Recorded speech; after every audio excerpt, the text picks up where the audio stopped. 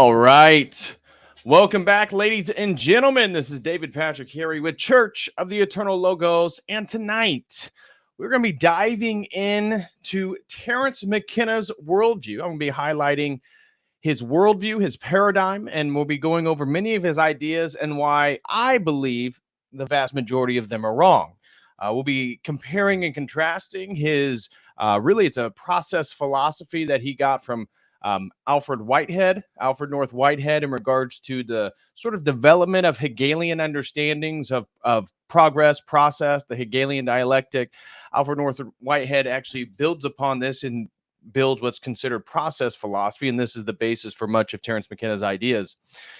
So we're going to be going over his ideas, his worldview, highlighting his epistemology, his metaphysics, his ethics, and the major points of differences between his sort of psychedelic paradigm and mine as a Christian. Now, I've already seen some very contentious comments already because of Christianity. So I expect many people are going to see this video and be antagonistic towards my view. That is totally fine. I'm not here to convert everybody to Christianity, but highlight where I see philosophical and presuppositional contradictions in regards to some of his ideas. So that's what we're going to be diving into tonight. Smash that like for everybody who's here.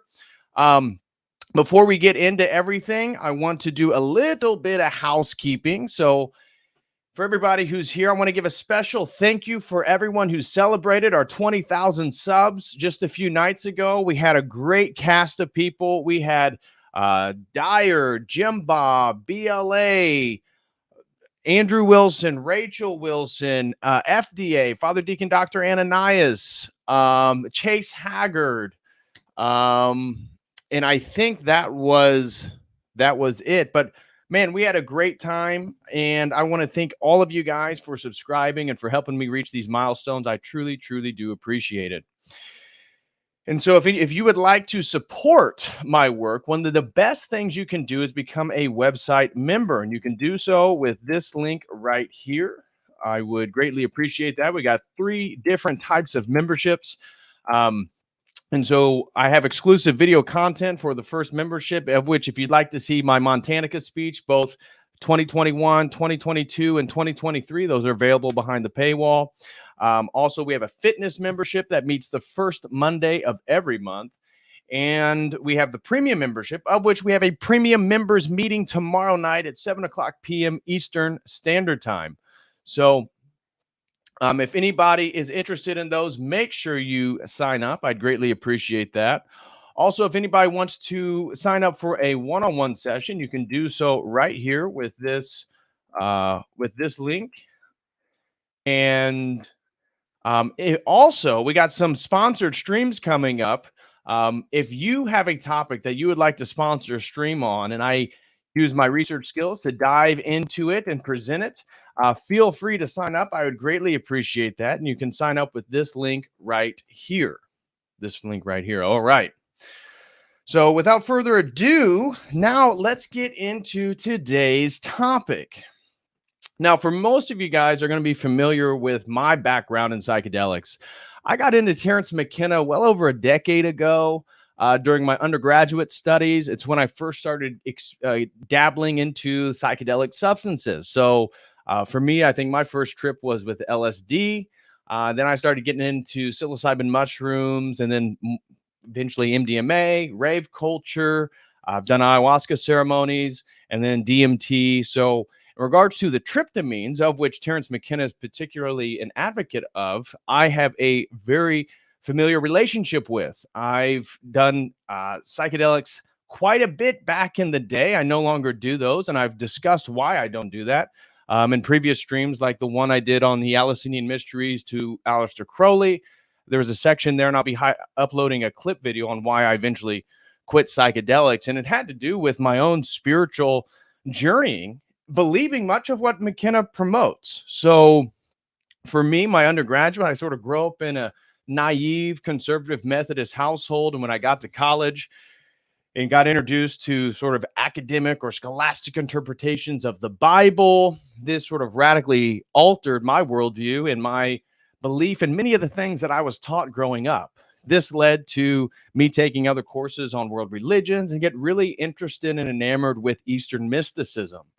This led to a couple summers in southern China at Sun Yat-sen University, and then eventually going to my master's degree, still deeply invested into the psychedelics and looking into Hermeticism, Gnosticism, early Christianity, the Nag Hammadi scriptures, as well as psychedelic shamanism. They have a Dr. Treat, shout out to you, the Native American scholar over at the University of Illinois. He allowed me to focus on inebriating substances of such. And so that was what I focused much of my master's research on. And I, as you guys know, created an old YouTube channel which promoted a lot of psychedelics. So one thing that psychedelic people often like to criticize is that if you haven't done psychedelics, you can't criticize psychedelics. They would say it'd be like somebody who, and this actually comes from McKenna, it'd be like somebody who's a virgin describing what it means to have sex. They don't know what it's like. However, they can't levy that criticism at me because I have done all these substances. Now, as I highlighted in previous videos, I eventually, before I got into Orthodox Christianity, which is already a very rare and a minority form of Christianity, I was in Berkeley, California, and I had basically everything that I wanted. I had plenty of LSD. I participated in ayahuasca ceremonies, had DMT, psilocybin mushrooms. And by journeying deeper and deeper into these worlds through your heroic dose, 5 dried grams in silent darkness, eyes closed, did all these things. And eventually I came to a point where this couldn't be it. This couldn't be the whole religious mystery. This couldn't be the basis of all religions. This couldn't be, this something that's going to fulfill the rest of my life. It felt like a sort of dead end. I've again ventured into the DMT realms where you contact various entities. I myself never encountered what Terence McKenna will describe as the self-transforming machine elves. I did encounter humanoid-like entities, but I didn't have the experience that he often describes in regards to the sort of elf-like, gnome-like creatures that come out and know a lot about you, or jumping in and out of his chest and all this different stuff. But reviewing his ideas is somewhat quite nostalgic for me because I love these things. And I remember just preparing, you can see how many tabs I have open for clips that we're going to look at today and do a little bit of review of that. I very much enjoyed his ideas. It was a stepping stone in my life, if you will. Now looking back after over a decade and going on my own academic journey, finishing up my own doctorate research and finding myself in a totally different place than where I started. It's quite interesting. It's quite interesting. And that's why the review video today on highlighting why Terence McKenna was wrong, I think is sort of a full circle for me. And here's a few points that we're going to be getting into, because not all of Terence McKenna's ideas I totally disagree with. There's a few that I'll highlight right now that I actually do agree with, even though my interpretation of them is going to be quite different than his. One being the archaic revival. One of the central tenets of his worldview was that Western civilization was undergoing a massive transition in which there's an archaic revival in which primitive activities like tattooing and sexual permissiveness and body modification, body piercings, rave culture, all these things were sort of sentiments and practices of our archaic past that were sort of coming through the forefront of Western civilization as it sort of came to its own endpoint, its own sort of cul-de-sac of ideas, if you will. And so he saw this as a positive thing. Much of the progressive culture that we see today, when we look at drag queen story hour, the promotion of transgenderism, of course, he was very much a supporter of sexual permissiveness, which includes various forms of homosexuality and sexual promiscuity, orgiastic activity, these types of things. We already see these. The sexualization of our culture is very much sort of this archaic revival, if you will, as opposed to the Christian sentiments that sort of relegated and put these things in a correct context for us in the proper context of marriage.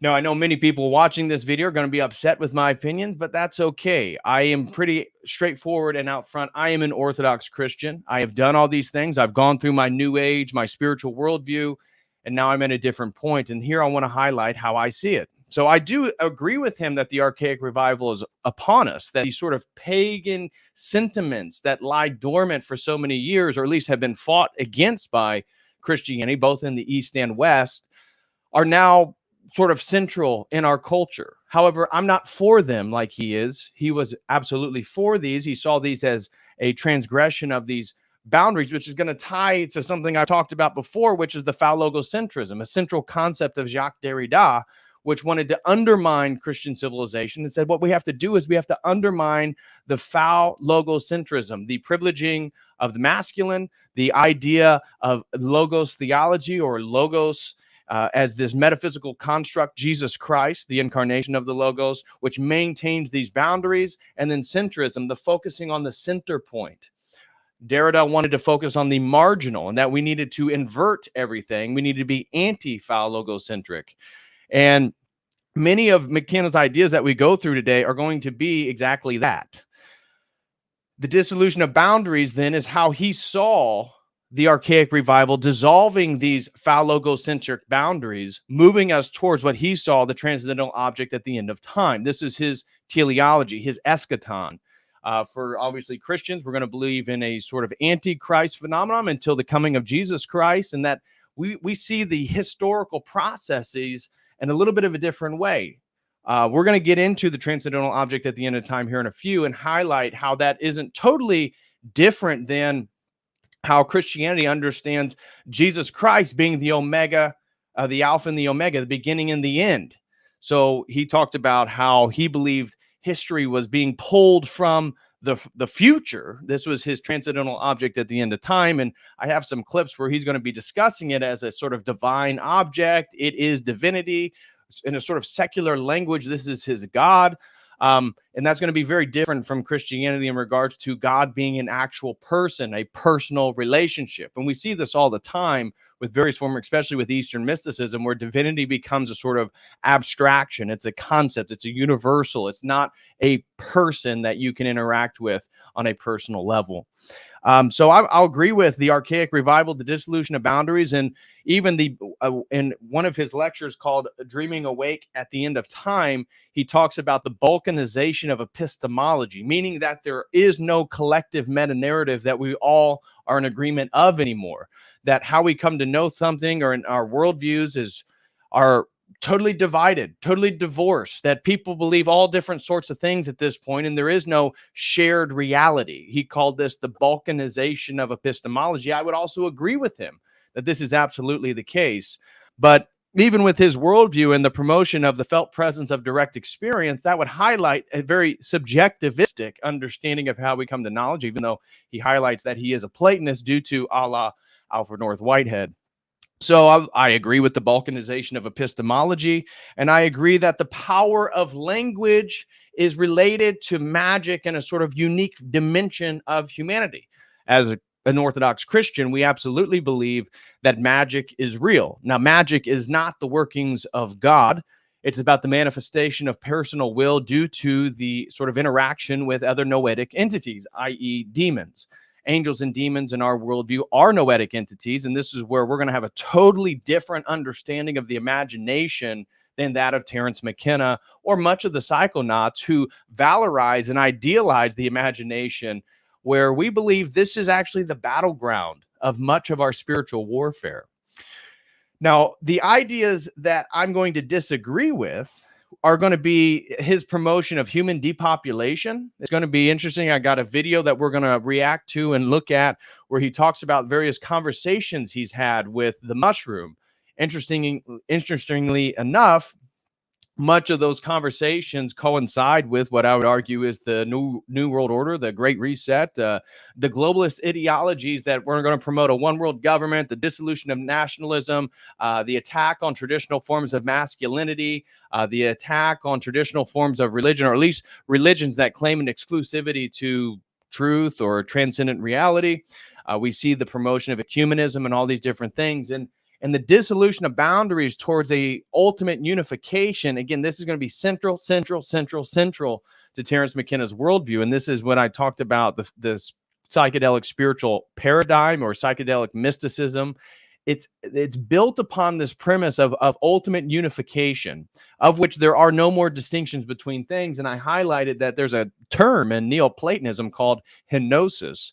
And this is, in a way, a very subtle but distinct form of how we unify with God compared to Orthodox theology. And when I say Orthodox, I'm talking about Eastern Orthodoxy. For those, some people have mentioned that, what do you mean by all this Eastern Orthodox Christianity? The original form of Christianity for the first millennium is explicit on theosis. The idea that God incarnated was so that we can participate in divinity as created entities, and we can become gods by grace, if you will. That God's mercy in his incarnation allows us, through the inhypostatization of divine nature and human nature in a single person, to move into eternity. And so, we have a totally different worldview then in regards to how we participate and align and become divinized than the psychedelic mystical worldviews, psychedelic spirituality, or anything like that. So one is that we're going to show a video that he advocates for women only having one children, especially Western, anybody in the West, anybody coming from European nations. We're also going to totally disagree with him on aliens and UFOs. He was a major supporter of the idea that mushrooms, and what basically adopting Francis Crick's idea of panspermia, and then associating this with mushroom spores, that the mushrooms that are on this planet are actually extraterrestrial entities. This is one of his ideas that he was very adamant about, even though it may seem far-fetched to us. He based this on the idea of the novelty and uniqueness of fungus, of mushrooms, generally speaking, as a living entity on this planet, and then tied this to the idea that, in fact, they're extraterrestrial entities due to the conversations he claims they have had under the aegis of psilocybin mushrooms. He wasn't a big fan of Amanita muscaria mushrooms. Again, muscimol, all this stuff. It's a bit of a different vibe than his particular favorite, which was Psilocybe cubensis, the basic sort of dung-growing mushroom that many people are going to be familiar with, shrooms. And so this is why he advocated the heroic dose, 5 dried grams in silent darkness. And due to these conversations, of which we have a whole video of him talking about what the mushrooms told him, we're going to be playing all this stuff. We're just going to lay out his whole worldview here in the beginning. And so he believed that the alien mushrooms were, in fact, extraterrestrials that were here to enlighten us.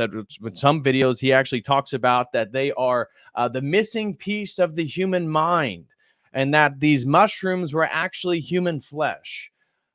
Of which we would totally disagree.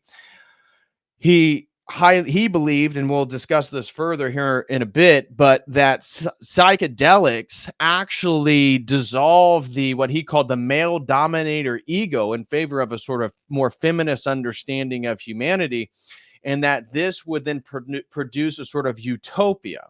Now, he highlights Eisler's book, what is it? The Chalice and the Blade, which also sort of makes similar claims about the egalitarianism of more feministic societies in the ancient period.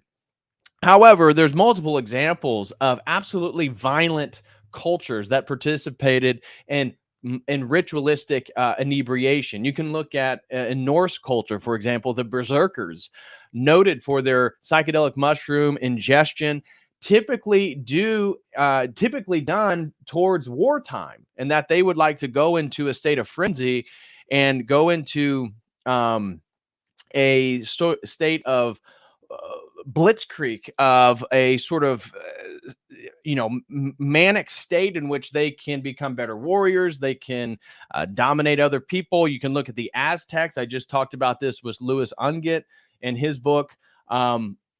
where his book on the return of the dragon, highlighting various serpentine cults throughout history, the understanding of God being a serpent or a dragon, and how often it was related to the use of inebriating substances, human sacrifice, these types of things, which I think, again, we see consistent with his advocacy for human depopulation, his promotion of abortion, his promotion of sterile forms of sexuality. I think this would totally be consistent with, again, even Louis Unget's description and understanding of serpentine, dragon-like mythologies that worship these creatures. They tend to have similar practices. So machine elves, for example, he talked a lot about when you smoke DMT, you go into a state in which these small little creatures. And also I forgot to say there's multiple examples in the Amazon jungle itself too, which I'll highlight here in a few. Actually, we could do that. Well, I'll do that here in a few, but there's multiple examples of, well, let me pull that up. Actually, let's just do it right now. Right here. So this is addressing this text right here. This is from a book called War and the Noble Savage, which is addressing Terence McKenna's claim about psychedelics and their use, basically creating more egalitarian, nonviolent cultures, and highlights that's not even true within the Amazon itself. There's multiple ayahuasca cults within the Amazon that engage in ritualistic inebriation that are incredibly violent towards each other. And the author here highlights, so interestingly, in a near mirror image of McKenna's vision, some have argued against the innatist biological theories of war by highlighting the extent to which people seem to require some sort of altered consciousness or intoxication in order to do battle. Among the Avatip of New Guinea, headhunting raids required special magic, which placed the fighters in a trance-like state of disassociation and relieved them of accountability for their actions. It was supposed to make them capable of killing even their own wives and children. This is to say, the ability to kill had to be imparted by magic and ritual, and deliberately remove the end of at the end of raids. The need for artificial induction at battle rage certainly upsets simple notions of hardwired violence, but in turn, for some people, they call into question McKenna's idea that psychedelics automatically chill out a supposed primate tendency towards aggression.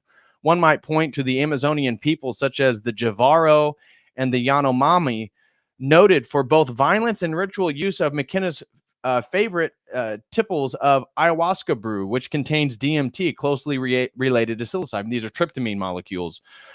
Whether Amazonian conflicts have been affected by colonization or not, the juxtaposition of tryptamines and dominator violence apparently suggests that the former don't automatically suppress the latter. I've never heard McKenna address this point, but I imagine he would have drawn attention to the second crucial component of ayahuasca, a vine which contains harmala alkaloids, such as harmine.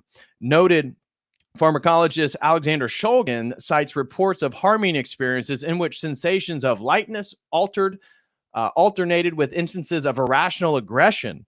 One report said, "The excitement I felt was increased even in a belligerent way. Although it was not my nature, I started to fight with a man in the street." However, harmine's synergy with other ingredients of ayahuasca appears to at least transform this potential. Ayahuasca's humbling visionary effects in its traditional ceremonial context seem to leave most of its association with conflict firmly embedded in specific and complex Amazonian cultural situations. So there's that. Again, we have evidence that certainly the utopian idea that if we just all took mushrooms, that we would be able to live more egalitarianly and peaceful. Multiple historical examples and also present day examples would refute that point. Another one, like I was getting into, that I would disagree with him is that these transforming machine elves are somehow benevolent entities that are leading us to higher and higher states.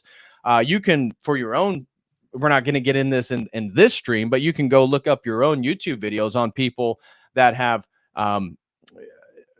used psychedelics and specifically DMT, got into these altered states and encountered these self-transforming machine elves, these gnomes, these small little creatures that are actually what they appeared to them as demons. And I do believe that you encounter entities through psychedelics. We talked about this with Louis Ungen. I've talked about this before. My belief as an Orthodox Christian is that it has to do with the noetic realm, that angels and demons are understood theologically as noetic creatures. They are will and you can say mind, if you will, but the nous and what we mean by noetic faculty, a little bit more nuanced, but you could say that it's like it's about a will and mind is what a noetic entity is. This is angels and demons. Demons are those angels that turned against God inside of eternity and therefore can't turn back. Change necessitates time, all this different stuff.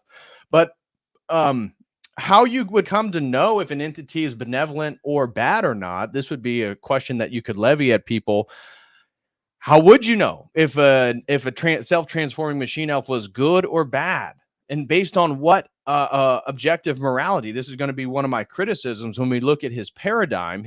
Every paradigm, by the way, is formed by a epistemology, a metaphysics, and an ethics or a morality. And so we're going to highlight his epistemology, his metaphysics, but his ethics, it's going to be based on the transgression of that phallogocentric worldview. So his ethics isn't really coherent because it's really based on the premise of transgressing boundaries. That's why he was in favor of many things. Now, I'm not saying he was in favor of killing anybody or doing anything like that. Of course not. These are assumed. But how would one prove objective morality or something be objectively good or objectively bad? This would be a philosophical question to levy at him. Fortunately, he's not here to have a conversation. I'd love to have a conversation with him on any of these ideas. But the self-transforming machine elves, you can find trip reports on YouTube of all these people highlighting that they, in fact, smoked DMT, whether they got 3, 4, 5 puffs in before they were able to blast off, that they encountered these entities and they weren't necessarily benevolent creatures. Some were purely demonic. Some knew a lot about you. But I would say the interesting thing is so many of the messages that come back from these realms are consistent, generally speaking, with the progressive paradigm and the globalist. Again, if you are a conspiracy theorist, the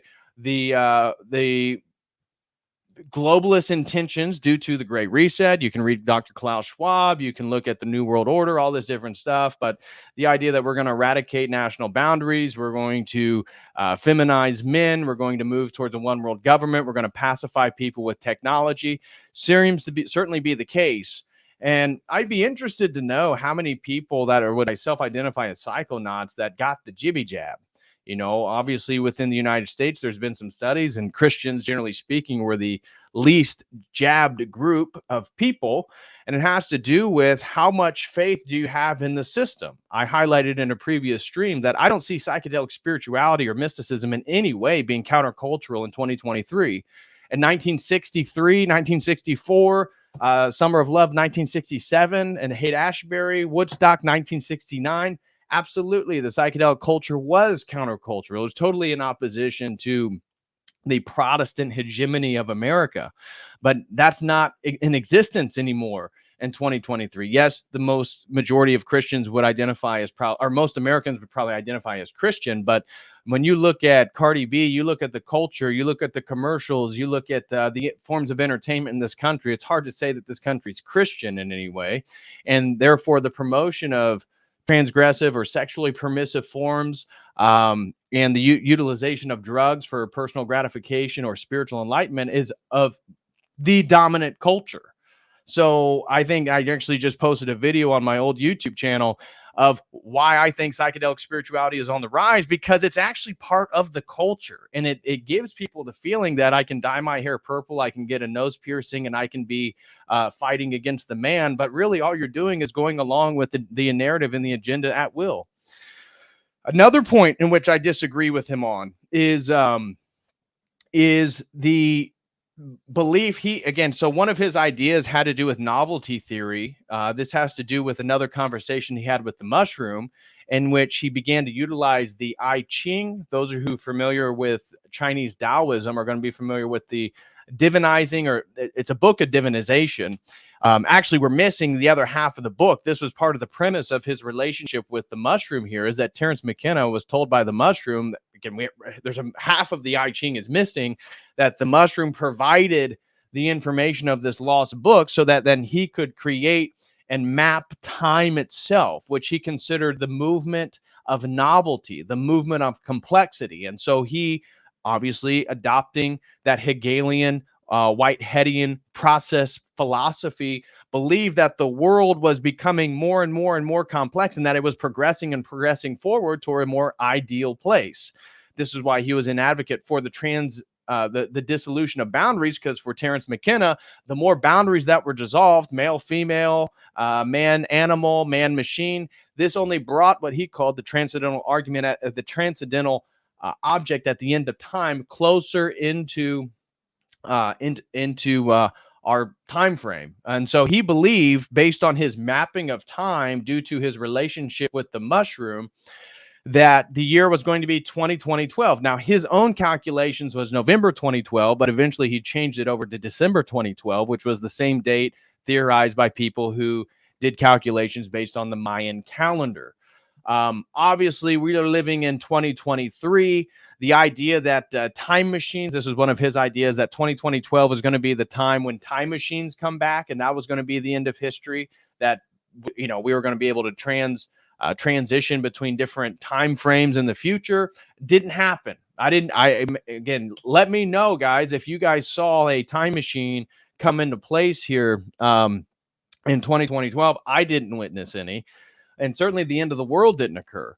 This was obviously a very popular idea, but this would be one where, again, I disagree with him. And I do agree with him that there is going to be a sort of what he called, using Whiteheadian philosophy, a concrescence. There's going to be an endpoint. There's going to be, for T.L. Desjardins, an omega point. Now, again, I reject Desjardins because his whole worldview was consistent with sort of ecumenism. He falsified many bones. Look into Pierre's history. He lied about trying to prove human evolution and all these different things. Evolution is going to be central, again, in regards to mapping Terence McKenna's worldview. So obviously disagreed with his 2012, which obviously is already disproven. That's not taking a lot of intellectual courage there. But his technological singularity, see, he believed that this 2012 point was going to be part of this exponential growth and technological advancement that was going to lead to the ability to upload consciousness. He, before he had his brain tumor, theorized that he was going to be able to upload himself into a computer. And that wasn't quite the reality, unfortunately for him, and Lord have mercy on his soul. He had a brain tumor and died, I believe, in April of 2000. So he didn't make it into the 21st century too long.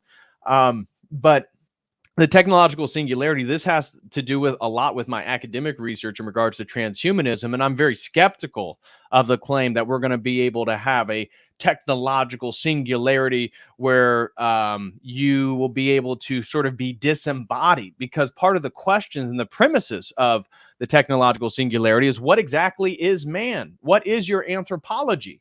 Me as a Christian, I obviously believe that we have a soul. The people who promote the idea of a singularity do not believe you have a soul, because what you are is just the amalgamation of all your neurons and firings and the collectivity of your own memories. Therefore, if they can map the brain and the mind as an emergent property, that's what they believe the mind to be, an emergent property. I do not. I believe the mind is part of us being made in the image of God. Again, totally different anthropology. But they don't believe you have a soul. You really are just this emergent property of your brain firings. Therefore, they can map your brain and they can upload you in a digital form. I don't believe that's the case. I don't believe, one, you could even do that, because we aren't just a mind. We aren't just an emergent property. There's something deeper to what man is. It has to do questions of anthropology here. And so I totally disregard his anthropology, of which I'll highlight later. Is basically, his anthropology is really just matter through the Big Bang. He adopts basically the he's against dogmas, but he's in favor of some of the scientific dogmas of his day. So he adopts the Big Bang, and then for lack of a better word, macroevolution. And therefore, the emergent property of mind has to do with this, again, this process of novelty, and that we are just a random mutation for the pursuit of further and further novelty by the universe. I reject that. I firmly reject it based on, as I said, on anthropology. I don't think the technology can do that. And I think really the belief in technological singularity is less about the transcendence of mankind. Anybody who's read some of the transhumanist works is probably going to be familiar with people like Max Moore and Natasha Vita-Moore, his wife, some of the leading philosophers and scholars in this realm, that Nick Bostrom being another, that I believe that what we're doing with our technology is recreating the noetic realm. And it would be a point of agreement, whether it be Robert Anton Wilson, Timothy Leary, Terence McKenna, that they talked about computers. In the last lecture Terence McKenna did, well, it was like something about in the age of intelligent machines. Forgive me, I don't remember the name of the lecture, but this was one of his last lectures before he passed away, that he believed that computers were essentially another form of psychedelics, not in the same degree, not in the same radicalness of the phenomenological experience, but that they begin to dissolve boundaries, and that the internet and computers, generally speaking, were going to perform the same or have the same cultural effects that mass taking of psychedelics would have. Timothy Leary talked about this too back in the 1980s and into the 1990s. He died in the latter half of the 90s, where he theorized that the computer was the new drug, the computer was the new psychedelic. Same with Robert Anton Wilson. And so my point being that they have highlighted and they believe that these digital technologies were going to lead us to further transcendence. What I believe they're doing, and this is where I agree with them, is that what the psychedelics do and what the digital technologies that we're seeing in our culture doing now is it's creating a new noetic realm. As I said, angels and demons are, as an Orthodox Christians, we communicate with them through the imagination. This is why psychedelics, I absolutely believe you can contact entities. I have experienced entities on psychedelics in my life. What are they? Well, that's a question that we can get into further here later. But my point being is that they are noetic entities. And what we're doing with the technology, and this is something that I've had a conversation with Father Deacon Dr. Ananias about, is that all these digital technologies are also creating a new noetic ecosystem. And so I believe it's less about us transcending and more about noetic entities being embodied through the technology. So that'd be another point of contention with me and Terence McKenna. Another one is his opposition to all forms of monotheism. So looking things up, he's certainly not in favor of Christianity. He grew up Catholic. I believe Terence McKenna was Irish. He grew up in a small mining town in Colorado, and according to him, had a very conservative father, which I think he loved his parents. From all the years that I was listening to him, I certainly remember him and Dennis being closer to their mother, but he was sort of traumatized by the Catholic Church and was very antagonistic towards Christianity and adopted more of a Gnostic understanding. Well, I've done multiple streams on Gnosticism and highlighted that within the Gnostic paradigm, they also lack any sort of objective morality or any sort. So they then perform various feats for the ingratiation and the acquisition of gnosis, spiritual knowledge. Gnosis just being the Greek word for knowledge.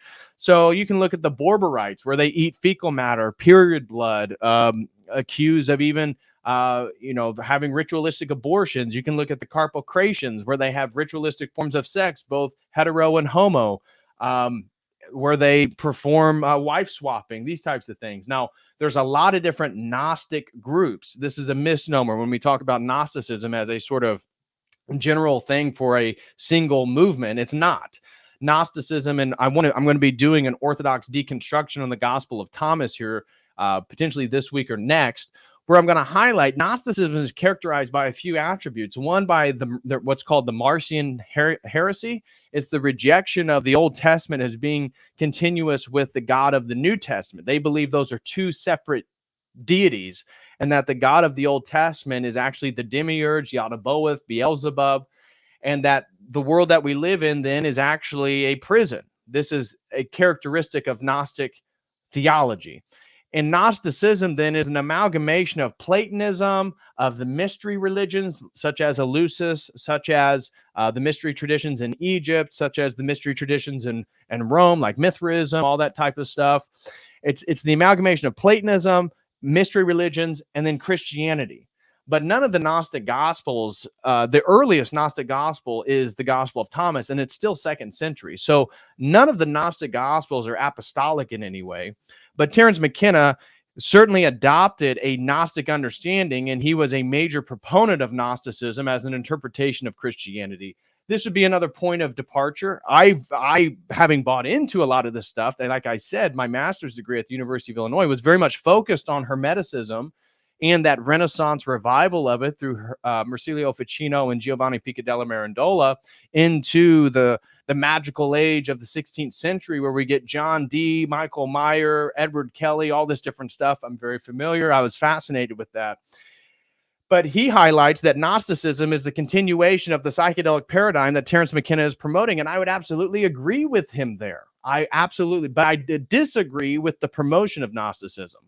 I disagree with the promotion of the idea that again, apotheosis, that we divinize ourselves. One of the characteristics between Orthodox Christianity and then all these mystery traditions is, as I said, these mystery traditions are about man becoming God, where our tradition as an Orthodox Christian is about God becoming a man. And where you stand on that as central importance is going to differentiate which paradigm you ultimately adopt. So I reject his opposition to Christianity and promotion of Gnosticism. I also reject his stone ape theory. I myself don't promote or believe in macroevolution. I think there's a lot of holes. We can get into those here in a few. Some being the sort of logical fallacies of macroevolution. For example, the inability to, one, prove the connection between species. That's a big one. The other one is, for example, the survival of the fittest. This is just a logical problem within the Darwin's theory, is that if we are being selected based on the survival of the fittest, how would it, for example, like the first bat, a mammal? Well, the first mammal certainly wasn't a bat and didn't have wings.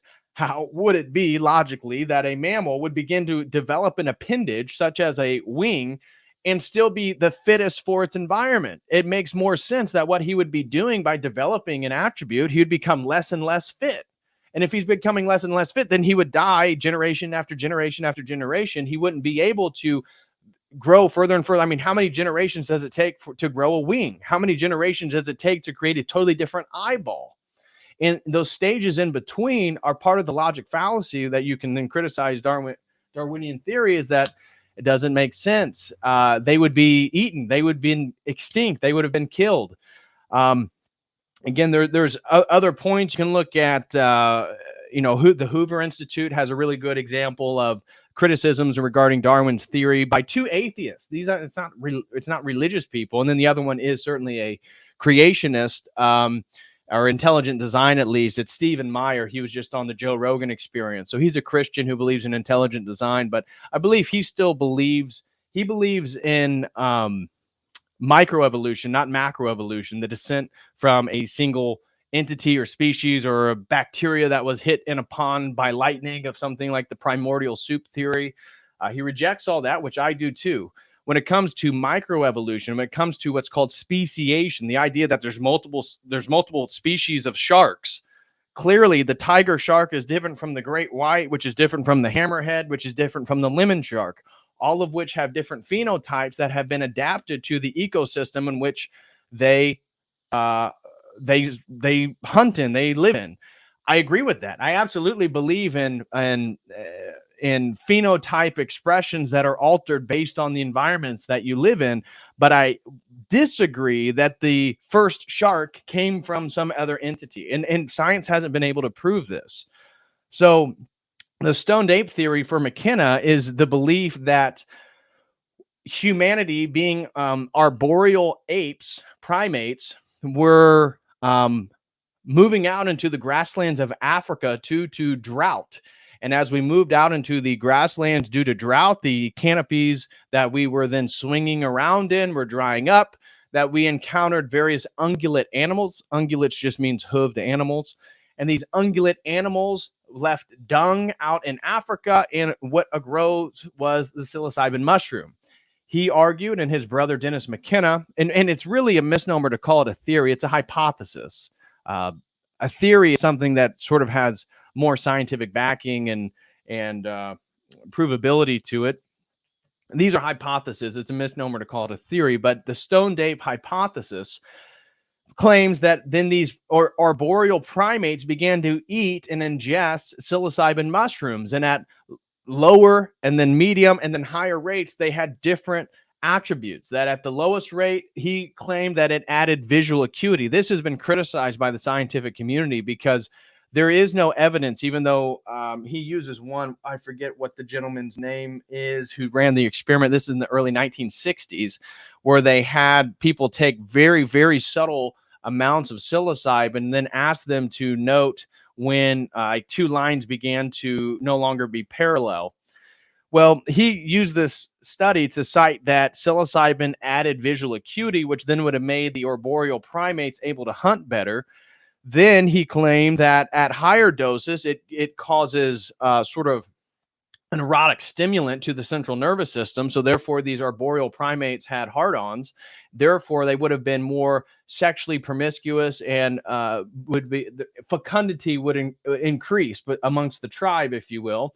And then at higher rates, it would have been a full-blown mysticism that these primates would have had due to the ingestion of psilocybin. And he and his brother claimed this is part of the rapid development of what they call the neofrontal cortex. Now, I do not agree that this is how the neofrontal cortex came about, because I do believe that God created the planet. I believe in creationism, and explaining why I believe that that'd be another stream we can certainly do in the future. But continuing on here with McKenna's worldview, that's why I would disagree with his stoned ape hypothesis, often referred to as a theory. Also, I would disagree with his novelty theory in regards to complexity. Now, this is, I would say, actually the strongest argument he has, because it's basically just adopting the process philosophy of Alfred North Whitehead, which is a serious scholar, by the way. Now, Alfred North Whitehead would reject the sort of transgression of boundaries thing that then McKenna adds onto this worldview through the ingestion of psychedelics, tattooing, body modification, sexual permissiveness, all this different stuff.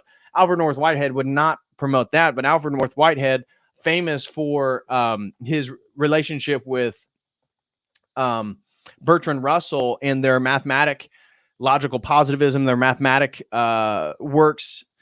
Later, he got into more a focus on philosophy, theology, logos, which McKenna also talks about. We'll discuss his theory of logos here when we get into metaphysics, but he basically just adopts the worldview of Alfred North Whitehead and then adds shamanism and psychedelics to it to present his sort of novelty theory. He uses, again, Pierre Teilhard de Chardin in regards to the omega point being his sort of transcendental object at the end of time, all these different things. So I reject his novelty theory, and I certainly reject his time wave zero, which, again, it's already been disproved itself. I don't need to come on here and rant about time wave zero. It just hasn't matched up and been accurate, obviously, because time wave zero was his basis for the idea that time was going to end in 2012, which didn't occur unless we're somehow no longer in time, which let me know if that's the case, because I've been highly mistaken. So I already reject this time wave zero, which is, again, time wave zero is his theory in which he is tied to novelty theory. It's tied to this I Ching, right? Remember when I talked about the technological singularity in 2012, his conversation with the mushroom led Terence McKenna to speculate using, again, creating a whole graph of time using the I Ching, which I don't discount that he's talking to a real entity. For me, as an Orthodox Christian, I believe it's a demonic entity, which then always inflates our own egos and our understandings of ourselves and our ability to grasp something that's actually outside of our capabilities, which is exactly what I think it does. Because it, in a way, when we engage with demons, they humiliate us in the long run. And certainly his 2012 speculation and his time wave zero theory, which he thought he was going to be viewed as like a mathematician after his life, which has been, sort of mocked and derided by actual mathematicians. But it's based on his conversations with the mushroom, and the mushroom highlighting the aspects of the I Ching that we don't have that second book. and therefore mapping time itself, mapping the ebb and flow of novelty, the ebb and flow of complexity, arguing, okay, boom, big bang, and then creation is becoming more and more and more and more and more complex. And as it becomes more complex, again, this is then the movement of history itself, leading towards what he argued, the transcendental object at the end of time, which was 2012. So I don't need to rant and rave around the time wave zero. It's already been disproven, but this would be another point. Another one would be the Gaia hypothesis. The Gaia hypothesis is built upon a premise of sort of emergent properties and the idea that the mind is an emergent property, which I reject as a Christian because I believe the mind is actually part of us being made in the image of God. So the mind isn't something that emerges like wetness, right? This was a common metaphor he would use, is that, when you have one molecule of water, H2O, it's not wet. Wetness is an emergent property of multiple molecules of water. And this has been dealt with in regards to understanding what's called in the philosophy of mind the hard problem. That is, what is consciousness? What is the mind? And for many people, they have believed that the mind is actually an emergent property. So when you talk to a sort of materialistic atheist or somebody like that, they would argue that the mind isn't actually a real thing in and of itself. The imagination isn't a real place, or again, this noetic realm, as I would argue.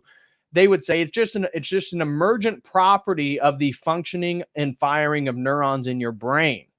And so because of the interconnectivity and the multiplicity of neurons in your brain, what emerges from this electrical firing is the concept of a mind.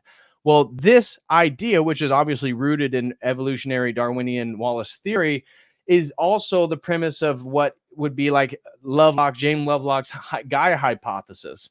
I do not believe that Gaia, or this divinized goddess understanding of planet Earth, is participating in things like logic and love and language, mathematics, reason, compassion, mercy, and all this different stuff. Is it living? Absolutely. Nature is living. But I believe as a Christian that only mankind, men and women, are made in the image of God, and therefore we participate in these higher faculties that animals do not participate in. Animals are not participating in mathematics. Animals are not participating in language. Yes, they communicate. They're not participating in language. Language is something different. So these higher faculties, mercy, compassion, reason, glory, honor, these, what are in orthodoxy we call uncreated energies of God, that these are energetic realities that are natural to the essence, to the nature, to the substance of the Godhead. These are what you make us unique in regards to the created world. Only Homo sapiens, and this includes the people who believe in aliens, which I reject. This is another point in opposition to his worldview. I do not believe in extraterrestrials. I do not believe in aliens. I believe that this is totally a psyop, again, by our own governments. I can get into that in a second. But the idea of these that animals would participate in these higher realities, or that planets and the planet, and the sun and Gaia, I reject all that stuff. I believe men and women are uniquely made in the image of God and can uniquely participate in these higher faculties on Earth. And that includes people who speculate about these sort of salvific aliens that are going to come save us from our own nuclear destruction. I don't believe in any of that. I also reject his psychedelic apotheosis, that he believes that that through the ingestion of psychedelics and a sort of reflection on these felt presence of direct experience, that we will then move into our own divinity. I reject that entirely. And again, I believe in theosis, that the more we try to become more like Jesus Christ, who I firmly believe to be the Logos incarnate, it is God incarnate as a man, that is how we participate in divinity. That is the map of reality. That is the way forward. This is a totally different understanding, and this differentiates, again, when we come to objective morality and ethics, which he's not going to have one. So I also reject his psychedelic apotheosis, and I also reject his belief in extraterrestrial and aliens. So those are the few things that I agree with. Archaic revival, although we totally disagree with the interpretation of it. I agree with psychedelics being the dissolution of boundary and this being a phenomenon that's happening in culture. We totally disagree in promoting it. I do believe in the balkanization of epistemology as he described. And then I do believe in the power of language and magic, which is essential to Christian theology in regards to how we understand what the word is, what the logos is, who Jesus Christ, the incarnation of God's word is, and what the relationship of language is to us and God and to this then the world, and how we can then communicate with these noetic entities, demons, angels, through words, a la John Dee and Edward Kelly and some of the Enochian magic and all that different stuff, which again, I totally am not in favor of. I believe that to all be demonic. So those are a few things where I disagree and agree with Terence McKenna. Okay. Next section. Now smash that like for everybody who's still here. Would greatly appreciate that. Smash that like. Next point is defining what his worldview is. What is Terence McKenna's worldview? As I said, every paradigm, when we get into philosophical thinking, every paradigm is shaped by metaphysics, epistemology, and ethics. Epistemology is the philosophical study of how we come to know anything. How do we know something to be true? Metaphysics is the understanding of what unifies the one and the many, the universal in particular. There's the category of dog, dogness, dog essence, dog substance, and then there's all these different dogs: German shepherds, chihuahuas, wolves, coyotes, pit bulls. How are all those things dogs? Well, metaphysics, again, unifies the universal category with the particular insubstantiations. What that is metaphysics, generally speaking. Rough outline there. And then ethics, morality. So what do I have for Terence McKenna's epistemology? Well, he promoted felt presence of direct personal experience. And his felt presence of direct personal experience mixed with his own understanding of Platonism. Platonism is, again, a worldview which is going to favor the non-physical over the physical. And this again ties into his sort of why he would like Gnosticism, why he enjoys these understandings of man simply being a sort of emergent property of mind with matter. So he's going to be skeptical of universal narratives except his own. He makes obviously the, stoned ape theory is a universal narrative. And I would say Terence McKenna is a great storyteller. He's hilarious. He's funny, but, his skepticism of other narratives except his own highlights, again, an aspect of his own epistemology, because he believes by going into these noetic realms, whether it be the experiment at La Chorrera with his brother Dennis, whether it be the multiple experiences he had with inebriating substances after La Chorrera, he puts forth a worldview based on subjective experiences. Well, how do we know these things to be objectively true? That is a real question. That is a difficult one to answer. So his epistemology, I would say, when it comes to objectivity, it's mostly rooted in mathematics. He was friends with the mathematician Ralph Abraham, the gentleman that did the trialogues with him and Rupert Sheldrake.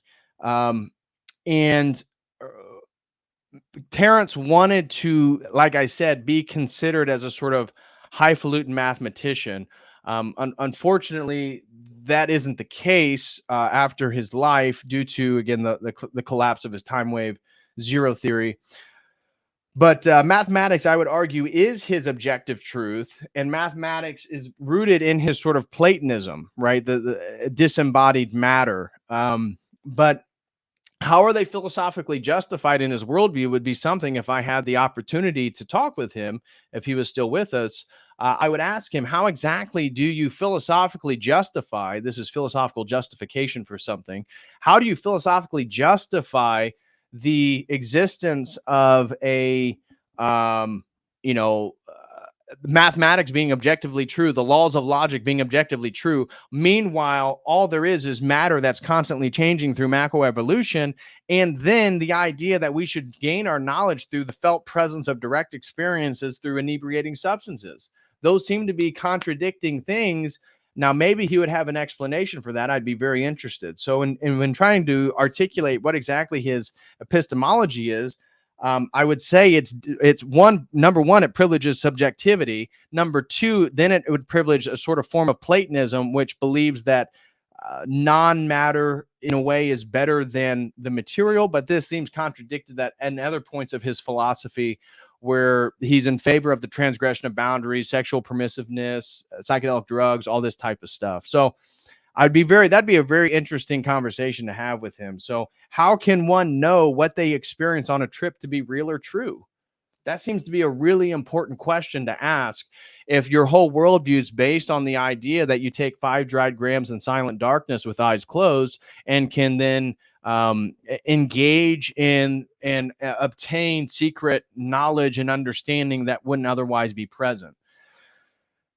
His metaphysics. So his metaphysics, as I said, is basically just the utilization of Alfred North Whitehead.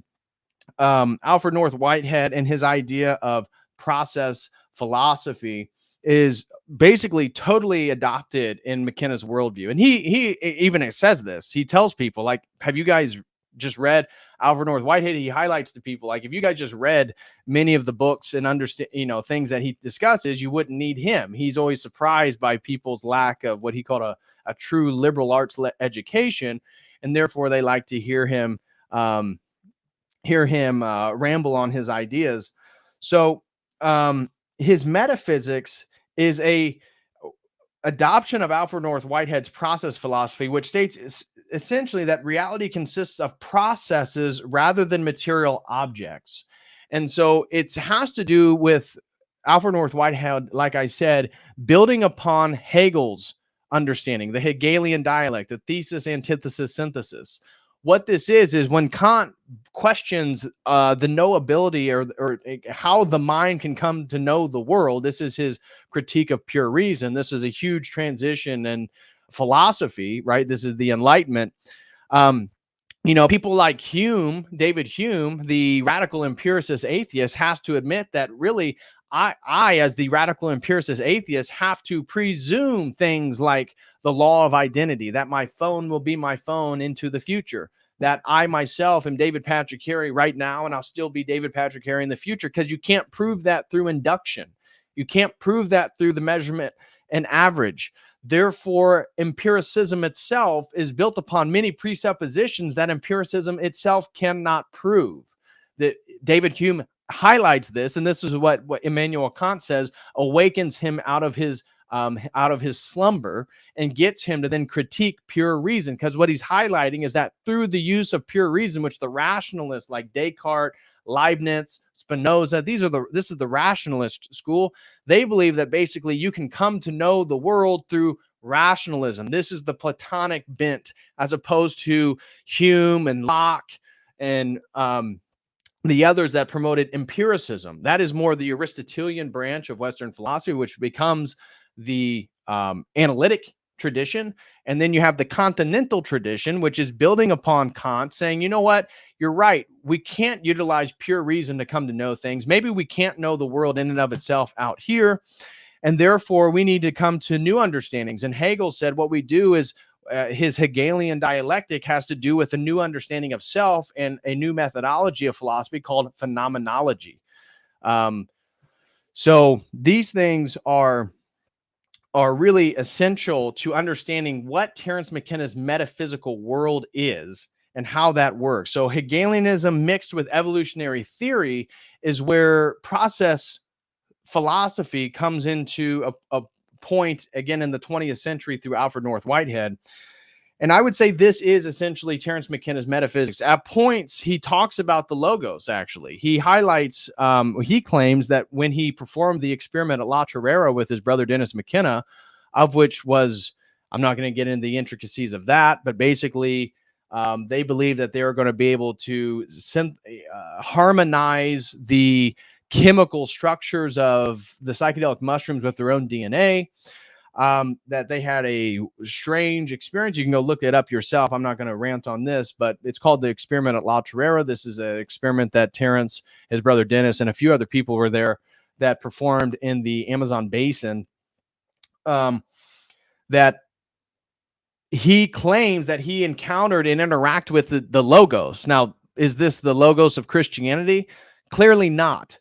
Because he talks about extraterrestrial experiences, UFOs, all types of stuff.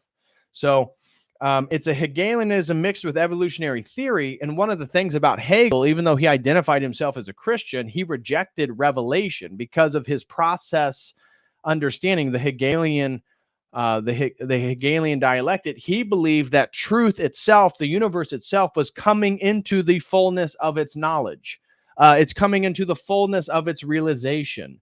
And so as I need phenomenology is about the inward studying of my phenomenological experience of the world. And by using phenomenology, the opposite of that would be everything that's not self. And that not self and myself are the thesis and the antithesis. And this is coming into a synthesis. And this is the end point of history for Hegel. So you can see that his novelty theory is very much a consistent thread from Hegel to Whitehead to McKenna. The next one is his ethics. It's an anti-phallogocentrism. Like I said, Derrida, Jacques Derrida, the French intellectual from the 1950s and 60s, in his book Grammatology, highlighted that if they're going to undermine Christian civilization, which was his goal, they needed to undermine the central pillar of Christianity, which was what he called the phallogocentrism. And I agree with him that Christianity privileges the masculine. It privileges the concept of logos, as we said. Even McKenna highlights it, but it's not the same degree. We believe that the logos that is talked about by Heraclitus, Plato, Aristotle, the Stoics, Neoplatonists, that this logos is what John says in the Gospel of John, that St. John, the theologian, highlights that in the beginning was the Word. Well, the word in the actual Greek is enarche en ho logos, capital L, not the logos of a demiurge. This is what the Stoics and the Neoplatonists and Plato understood the logos to be, a sort of demiurge, a first creation of God. We do not believe the logos to be a creation. Yes, it is begotten, but this gets into Trinitarian theology, different subject. But phallogocentrism, Jacques Derrida highlighted that Christianity privileges the masculine. It privileges this logos, that there's an objective morality, that the way that we follow God is to live in a sort of objective understanding of right and wrong. Everything has a right thing to do, a wrong thing to do, and that we focus on the center, phallogocentrism. And Jacques Derrida said, what we're going to do if we're going to undermine Christian civilization, we need to focus on radical feminism. We need to focus on anti-logos, so disorder, chaos, and we need to focus on the marginal. And this is exactly what, when we look at the culture in 2023, it seems very much of this guy, that the marginal, when we look at minority groups or various marginal characters of our society, that they have now been placed in the central focus of our culture. This is all, I would say, part and parcel of many of these radical philosophies that got going in the 1960s and that contributed to the counterculture of the 1960s. So his ethics, then, listening to so many hours of McKenna, essentially is about the transgression of boundaries. Because for him, what is the right thing to do? For him, the right thing to do would be to transgress the boundary, the transgression of for example, not getting tattooed or not having body piercings or having promiscuous forms of sex or being a homosexual. These things would transgress boundaries. And for him, he believed them to be innately good because the transgression of boundaries brought us closer to what he called the transcendental object at the end of time. So that is part and parcel of understanding his ethical system. And so surrealism, like I said, sexual permissiveness, tattooing, body piercing, drug use, experimental culture, and dance is all more in line with Derrida and his understanding of what would be the good. The good would be to undermine the homogeny and the hegemony of Christian culture. So to me, then his worldview would be totally consistent with normative progressive ideology. So if you're in favor of much of the progressive movements, just name a few since 2020, BLM, the trans movement, drag queen story hour, all these different things, these would be considered good, I would say, in Terence McKenna's ethical system. So where are there major points of contention between McKenna and a Christian worldview? Number one would be abortion. So he is much in favor of abortion. He is very much in favor of the need for human depopulation due to his conversations with the mushroom. He is very much in favor of all forms of sexual permissiveness. Again, we believe that sex should be relegated to the context of a marriage. So the focus on family also. He was very critical of the idea of the nuclear family as a contemporary phenomenon, which I don't disagree with in regards to things that he said in regards to the extended family, but I don't deride the nuclear family like he did. So a major point of contention from a Christian from a worldview compared to McKenna would be, we think the nuclear family is good, but also the extended family is good. It's not just one or the other. And so he was generally in favor of the idea of like communal rearing of children. So he highlighted a sort of utopian ideal that if we were back into a psychedelic tribe or whatnot, we would engage in orgiastic activity during the full moon, inebriated on various psychedelics. Certainly not consistent with a Christian worldview. And he was also an advocate for, not knowing male paternity. This is something that he celebrated, again, regarding to Chalice and the Blade. Was it Renee Eisler, I believe, wrote that book, highlighting what he, again, argued about the male dominator ego, that traditional masculinity is a toxic. So when we talk about toxic masculinity, of which I'm much in favor of and a promoter of traditional forms of masculinity, being a provider, being a protector, being healthy and fit, having a purpose, having a goal.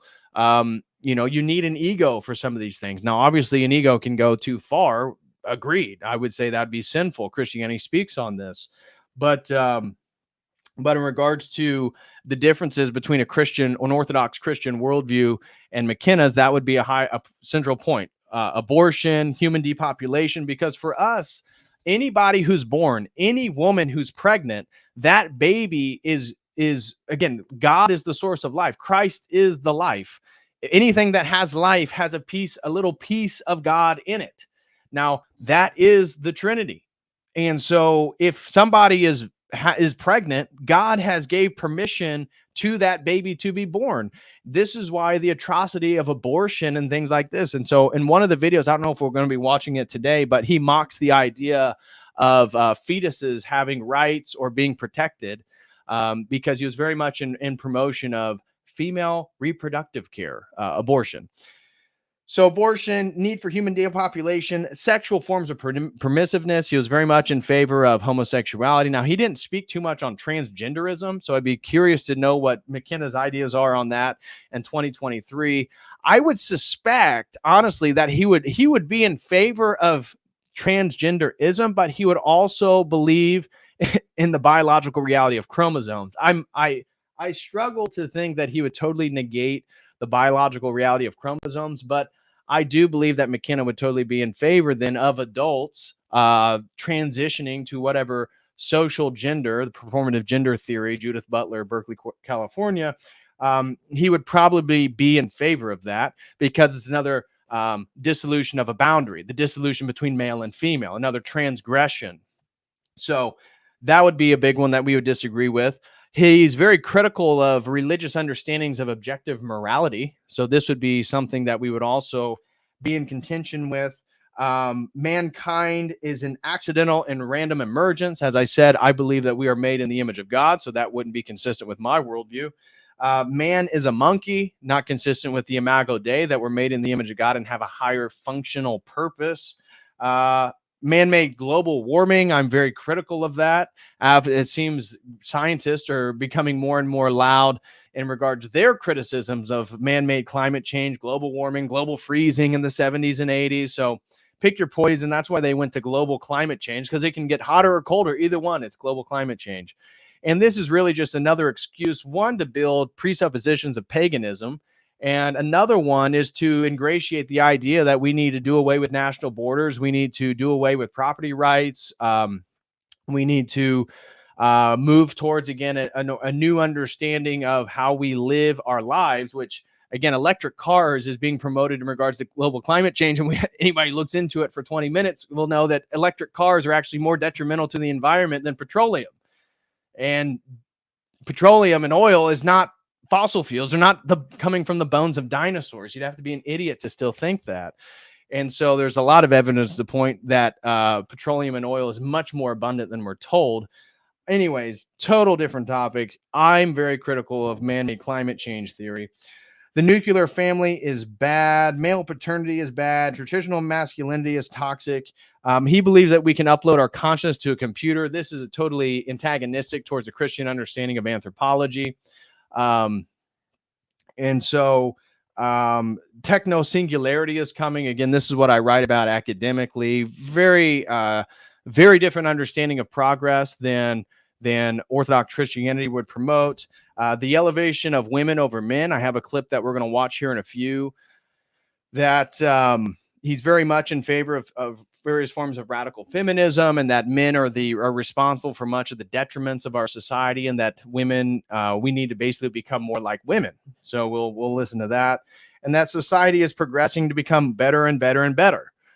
We would also disagree with the idea that the imagination is something to be celebrated. I would argue that the imagination, as again, is the noetic point of ourselves, that it is where we meet demons and angels. It's in the imagination. So it's something, as Orthodox Christianity, many of the Eastern fathers have highlighted, that one needs to be very cautious and use discernment in regards to the imagination, because demonic warfare begins with mental images. All of us have been riding down the road or standing on the edge of a building, and all of a sudden you get this mental image of you should jump, you should do. We would say these are demonic influences. So I would disagree with him in regards to the role of the imagination, the elevation of that. I would also disagree with him on dogma and revelation. He's very much against dogma, which is a dogma itself. It's like somebody promoting relativism. But revelation, I would much more prefer a historical tradition than one that is contemporary and built upon personal experiences. So a subjectivism, and you can get, and that's the whole point about religion, is you can use philosophical categories to come to a better understanding of what is true and what's not. So the whole, the throwing out of the entirety of monotheism or the utilization of dogmas, I mean, that seems to me a bit silly. Aliens to me are a psyop, New World Order agenda. You know, we can look at Roswell, look at the amount of UFO sightings. It's all in the Anglosphere. So it's Australia, it's England, it's America, it's Canada. Why is Africa not having all these UFO sightings? Why is Asia not having all these UFO sightings? Because it's a cultural phenomenon. It's something in our sort of collective zeitgeist. And I believe it's part of a psyop, again, to promote, again, the idea that we're going to move towards a one world order. We're going to have to unify the whole globe to fight the aliens, or that this is the message of the aliens to stop nuclear war. As I said, technical singularity, macroevolution, the mind is an emergent property, the man not having a soul. And then his transcendental object, something that I would love to ask him is, what's the point of the transcendental object? God being an abstract object as to a divine person, and how created entities can participate in uncreated divinity. I guess it's through the acquisition of knowledge or gnosis. And then many examples disprove like I said, psychedelics creating peaceful utopias. I read that paper at the beginning to highlight that. So that is the opening, guys. We're now going to watch and review some of Terence McKenna's videos. So smash that like for everybody who's still here. I greatly appreciate it. We got a few super chats that came in. Shout out to Marconius, throws in $2 and says, Al Hubbard, CIA in the 60s promoted LSD and Christianity. Yeah. Well, Al Hubbard, as I did my stream on exposing the occult origins of Scientology, that stream highlighted that L. Ron Hubbard was incredibly antagonistic to Christianity, and he participated in the Babylon workings, the occult sex rituals that he and Jack Parsons, the famous rocket scientist, also Thelemite, they participated in a sexual ritual that you guys can look up. It's called Babylon Working, in which they wanted to bring forth the Antichrist. So yeah, L. Ron Hubbard, his relationship with the CIA infiltrated the Church of Scientology from the get-go. I believe that whole thing was backed by the intelligence agency, so no doubt about that. Jack Gallant throws in $5 and says, thanks, Mr. Harry. Well, thank you so much, Jack Gallant, for the $5 super chat. I'd greatly appreciate that, my brother. Thank you very much. And then we had a couple super chats over on, or we had one super chat over on Streamlabs, and that is WEFA9 throws in $5, no comment. So thank you so much, WEFA9 throws in $5, no comment. God bless you, man. I really do appreciate it. So now I want to get into tons of videos and review some of his ideas. This was a critical analysis of stoned ape theory, but we don't need to go through that. My opening monologue was a lot longer than I wanted it to be. So now let's watch some of this stuff. Let me get a speaker so you guys can hear it. Again, smash that like, guys. And also, if anybody wants to show some love, you can do so by sending in a super chat, whether on YouTube or on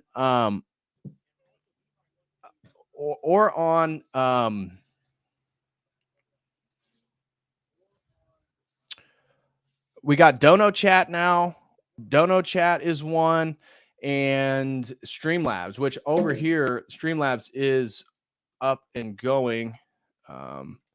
So anyways, okay, now let's connect the speaker. Pets boom. All right.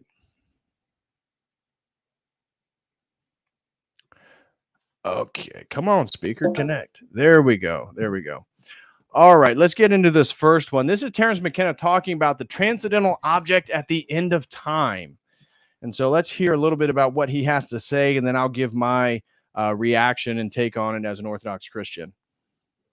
I can't remember who wrote it, but the book called The First 3 Minutes, Steven Weinberg's book, The First 3 Minutes, a book about the first 3 minutes in the life of the universe, where he leads you through all this complex physics as matter is crystallizing out of hyperspace and all this stuff. All I'm saying is, let's put the complexity in the more likely end of the cycle. Let's put it at the end, when after billions of years of evolution and all kinds of complexity and that sort of thing, everything comes together. So this kind of a cycle, if we were actually living in a universe like this, could completely unfold itself according to its natural laws and yet provide a miracle, the miracle of the concrescence. That's why I'm so keen on boundary dissolution. The more boundaries that have dissolved, the closer to concrescence we are. And when you finally reach it, there are no boundaries. You are eternity. You are all space and time. You are alive and dead, here and there, before and after. The singularity is a coincidentia oppositorum. It can simultaneously coexist in states which are contradictory. It is, Thomas Aquinas's vision of God. It's Well, not exactly there. No, I'm not Catholic. Again, I believe much of Western Christianity to be a heresy as an Eastern Orthodox Christian, but the beatific vision of Aquinas is not the same thing as the transcendental object at the end of time. And I get his point, this idea of the total dissolution of boundaries leading to one thing. That's why I highlighted, if anybody's not familiar, you can look up the term henosis. Henosis is a really important theological term in regards to Neoplatonism. And so henosis is the Greek word for mystical oneness, unity. In Neoplatonism, henosis is unification with what is the fundamental in reality, the source. Anyways, you get it. Has to do with their own soteriology and all this different stuff, their understanding of how we're moving towards the end times. But it has to do with no distinctions between things, where it's just the monad. Again, as an Orthodox Christian, I would highly reject those ideas as heretical, and that the idea that nothing would be distinguished from anything else really makes no sense and sounds like complete chaos and is satanic. And so I argue that what is happening in our culture is exactly what he's advocating for.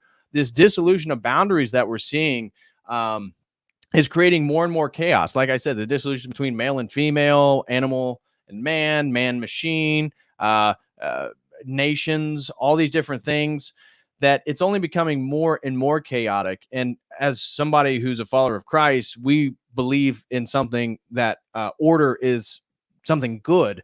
And it's ironic because at other points in his worldview, he talks about novelty theory and complexity being about nature wanting to create more and more order, that it's sort of slanted towards order over chaos. Yet at other points, he advocates using like chaos mathematics and stuff like that. So just wanted to highlight that. It's something which transcends rational apprehension, but it gives the universe meaning, because all process then can be seen to be a seeking and a moving and an effort to approximate, connect with, and attend to this transcendental object at the end of time. One way of thinking of it is like those bar balls that they hang in discos that send out thousands of reflections off everybody and everything in the room.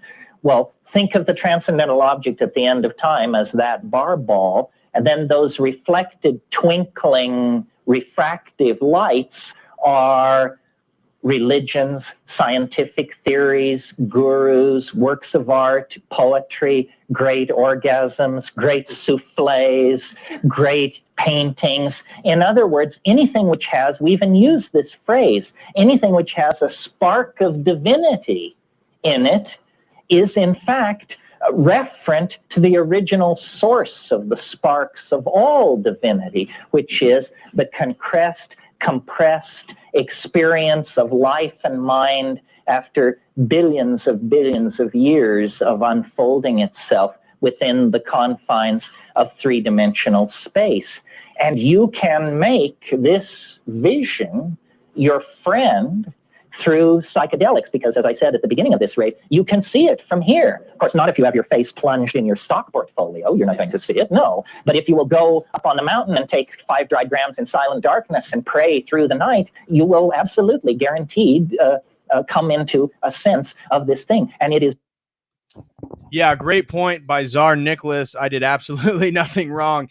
Absolute divine simplicity is the basis of Thomistic theology, and so it is the McKenna worldview, along with something like Alan Watts, is a sort of building upon absolute divine simplicity, but infusing sort of psychedelic ethics and shamanism and mysticism into it. So you're totally right on, Tsar Nicholas.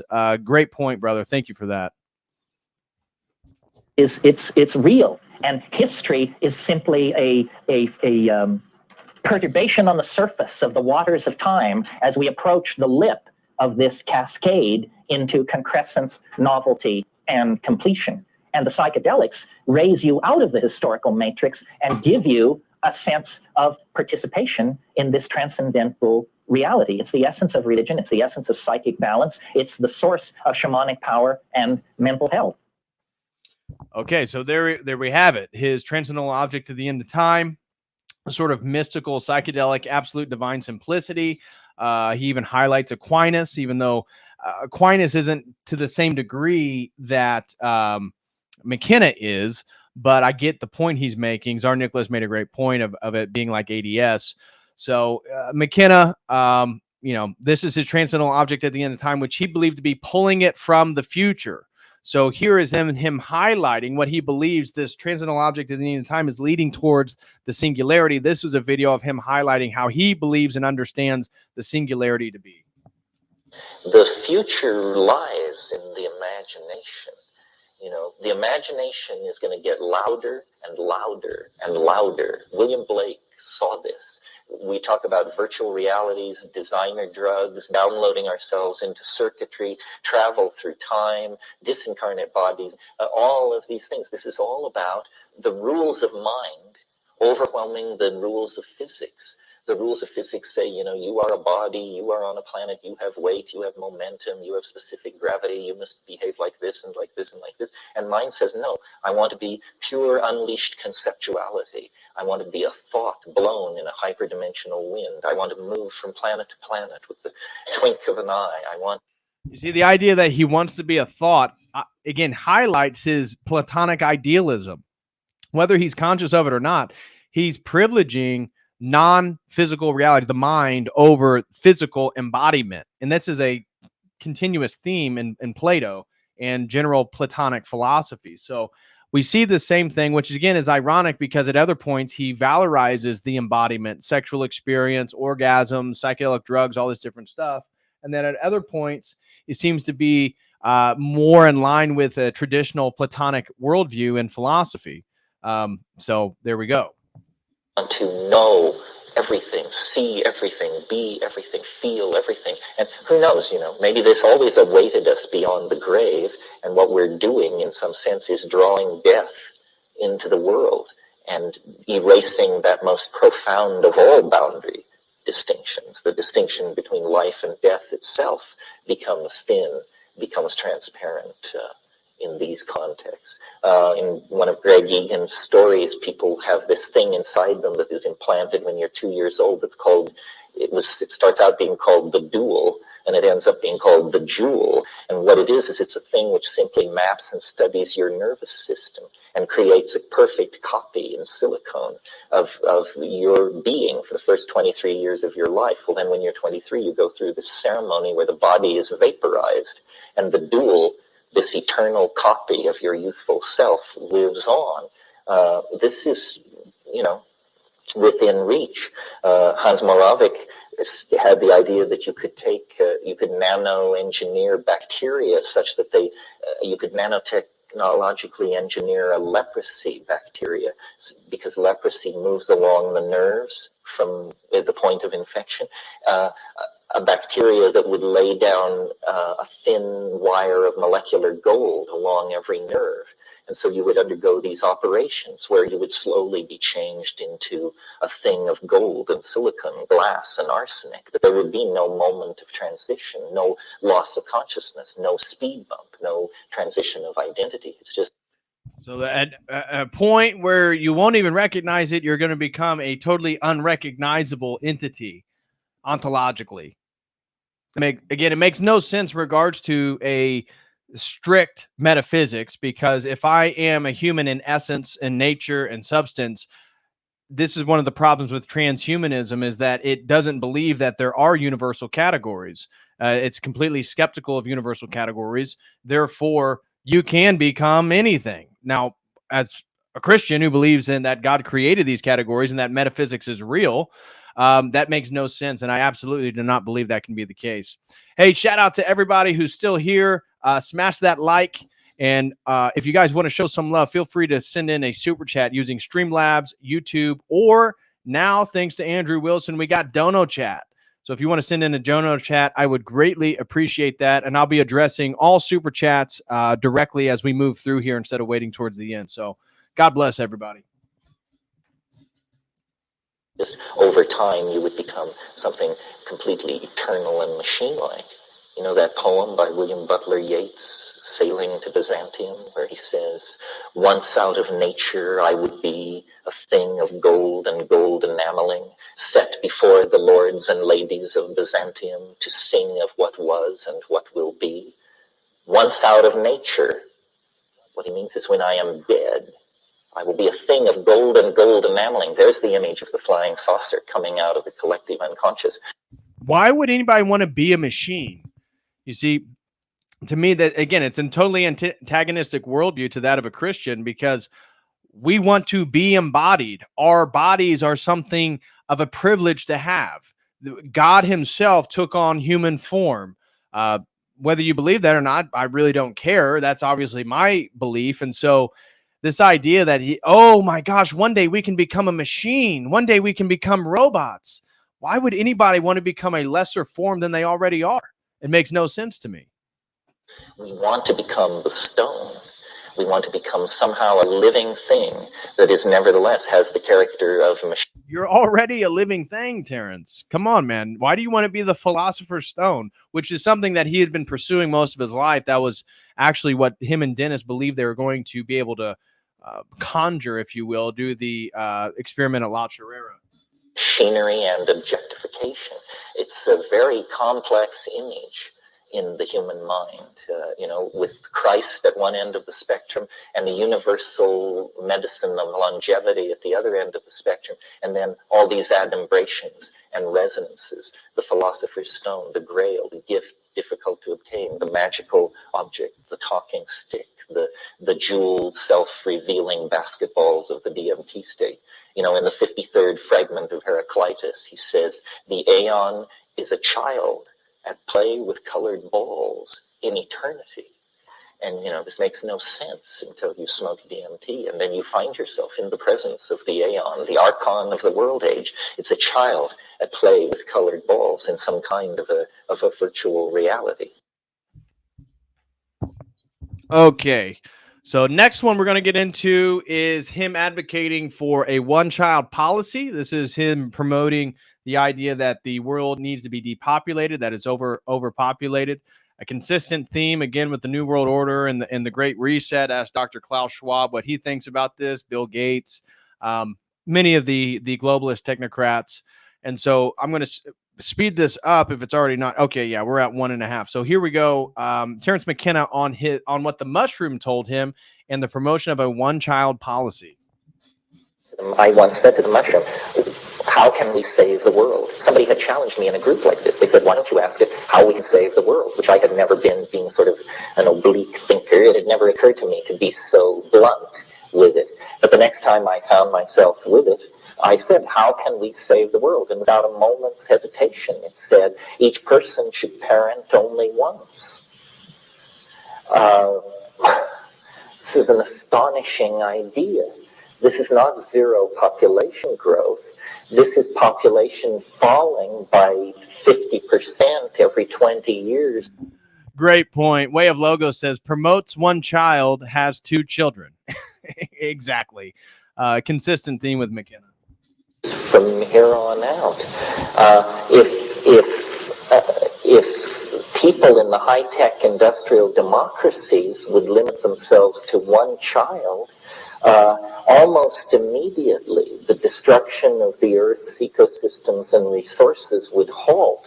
We preach population control in the third world, but the statistics show that to a woman in the first world who has a child, that child will consume between 800 and 1,000 times more resources in the course of its lifetime than a child born in Bangladesh or some other third world place. So if we were to practice this one person, one child policy in the first world democracies, there would almost immediately be a visible slackening of the pressure on resources. And population is the thing which is driving everything over the edge, and is not allowing any time for full reflection about land use, implementation of technologies, the political directions we want to go in, because everywhere, you just hurl money at problems like sanitation, detoxification of land, education of children, cleaning up of water supplies, extension of early primary education, and so forth and so on. No matter how much money you throw at these problems, you see no progress because it's all dragged down by burgeoning populations. So, and it's interesting, I've always felt that the way to solve social problems, collective social problems, is to find solutions which advance the agendas of individuals. In other words, some version of enlightened self-interest. And if you think about this one person, one... Shout out to my brother AC, throws in a $10 super chat. God bless you, brother. Hope you and the family are doing well. He says, even these people sophisticate these ideas and are more serious. It always becomes this through vitalism. It's inevitable and no barrier to the Hararis of the world. Exactly. I mean, when you really get into some of these intricacies, yeah, there's going to be a few differences, nuance, distinctions, but ultimately, this perennial philosophy, whether it be religion or spirituality, ecumenism. This is just the presupposition of this dissolution of boundaries. This is, again, leading us to the Hararis, the Yuval Noah Hararis, the World Economic Forums, the Great Reset, the Fourth Industrial Revolution. It's moving us to our own enslavement and the idea that you're going to become liberated from your own body. You'll become liberated from the entrapment of matter through what? A machine uploading to a digital electronic matrix. This is retarded. And who would want that? I wouldn't. And I want to go to eternity where God is. And again, my framework is the transcendental argument for God, and that you can't actually make an argument for objective truth without the presupposition of God. This is part of my basis on apologetics, and I believe the strongest argument for God is the precept people. So anyway, shout out to you, AC. God bless you, bro. Hope you and the family are doing good. Truly appreciate it, my man. Child thing. What we're saying is, how would you like to have increased leisure time, increased disposable income, and the sincere gratitude of humanity by volunteering to limit your procreative activity? And I would favor social policies that would give people cradle to the grave medical care and cancel their income tax and whatever it took to honor people who did that, because that is the most significant single political act any one of us could probably do. It's very. But he himself couldn't. He himself had 2 children. Hey, guys, smash that like. Practical. It's a bumper sticker. It astonished me when the mushroom said this. I thought it was going to be a discourse. It said, each person should parent only 1 child. In a single sentence, it offers probably the only solution to our long-term dilemma on this planet.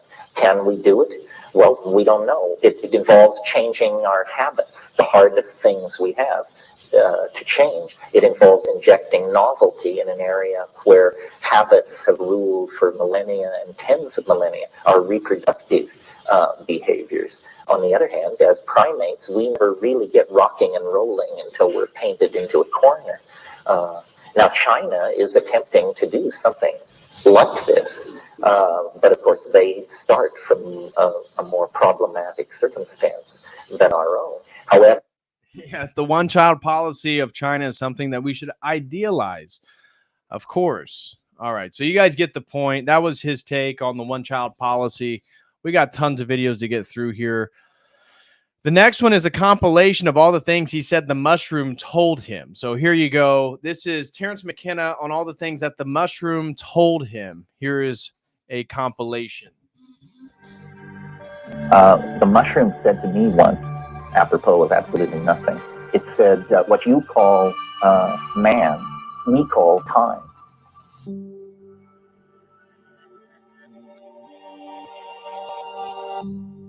The mushroom, once I said to her, once I said to her, I said, what should I call you? And she said, call me Dorothy. So how it began was, it said to me, have you noticed that every day is like every other day? Somewhat. I said, yes, I've noticed that. And have you noticed that every week is more or less like every other week? Yes. Well, did you know that, and this is a typical mushroom construction, this, did you know? I'll bet you did know, and then the whammy. So did you know? I'll bet you did know that every day has a relationship to 4 other days. And they are not the 4 days preceding it. They are scattered back through time. One of them may be 6 months in the past. One of them may be thousands of years in the past. But each day is actually an interference pattern caused by the resonant, the coming together of the resonances of other times. And so it never occurred to me, I mean, it's a weird idea, it never occurred to me that was a possibility. And so then it said, go get your I Ching. And I went and got my I Ching, and it said, we're going to look at the first order of difference. What is so wonderful about the psychedelics is how democratic they are. You know, you don't have to have enslaved yourself into some beady-eyed weasel and his set of precepts, dietary strictures, and mantric formulas. It doesn't work like that. It isn't handed down through a human lineage. I asked the mushroom about... And that's part of the subjectivity of it, is the psychedelic experience, even according to McKenna, is sort of outside space and time. Now, as I said, as a Christian, I believe what you're entering into is the noetic realm and encountering noetic entities, which could be bad or good, but how are you going to know if they're bad or good? That's a central question. So for me, it's going to have to do with, again, if you bring up Jesus Christ, how they relate to that. I've done multiple streams with people, and you can look up all the trip reports of people who felt like they're being attacked, people who went to ayahuasca ceremonies in Peru, even your mate Tom. Shout out to your mate Tom. Want to do another stream with him. He has a huge psychedelic channel, and he highlighted that one time when he was in Peru, being what he perceived to be attacked by demons, they only stopped once he invoked the name of Jesus Christ. You know, in Christianity, I know people want to mock contemporary American Protestantism. Again, that's not what I am, and I would agree with most criticisms of that worldview. But Orthodoxy, Eastern Orthodoxy, is much, much more sophisticated, much, much richer and deeper, of which most people have no idea. And so when they want to mock Christianity, they mock something that they in turn know nothing about. It's so funny when you criticize Terence McKenna or smoking weed every day or psychedelics, how offended people get, and how personal they take it, because their whole identity is wrapped up in these things. And so again, these worldviews are incredibly subjectivistic. A thing about a tradition like Orthodoxy that is handed down through time, through space and time, over generation after generation after generation after generation, that does have an explicit theology and philosophy of which it can articulate and come to understand the world. That to me is much more believable than something that you take you take your ecstatic experience based on taking drugs, and somehow this is the ultimate truth. How does that make more sense? I don't get it. Out this, I said, what's the deal with these other paths to enlightenment? And you got to understand, this is the mushroom speaking, but it said, for one human being to seek enlightenment from another is like one grain of sand to seek enlightenment from another. It is preposterous. And I like that, because I've never met anybody who's intelligent. What is enlightenment? Right? That the claim of that is that there's an objective state called enlightenment. Well, what is that? What is that? How do you define that? What exactly? How would you know if somebody is enlightened or if they aren't enlightened? Obviously, I'm not in favor of, Eastern mystical gurus, New Ageism, or any of that stuff. But it has to come down to objectivity, and this is one of the things that I think the New Age or the psychedelic mystical worldview totally lacks: is how do you come to know anything objectively? Intelligence seemed so intimidating that they deserved to be followed. And I dare say you probably haven't either, if you've been paying attention. One of the little aphorisms that the mushroom has passed along over the years, and I think it's true, is nature loves courage. Nature loves courage. And I thought for a moment, and I said, how does nature respond to courage? And the answer came back immediately: by removing obstacles.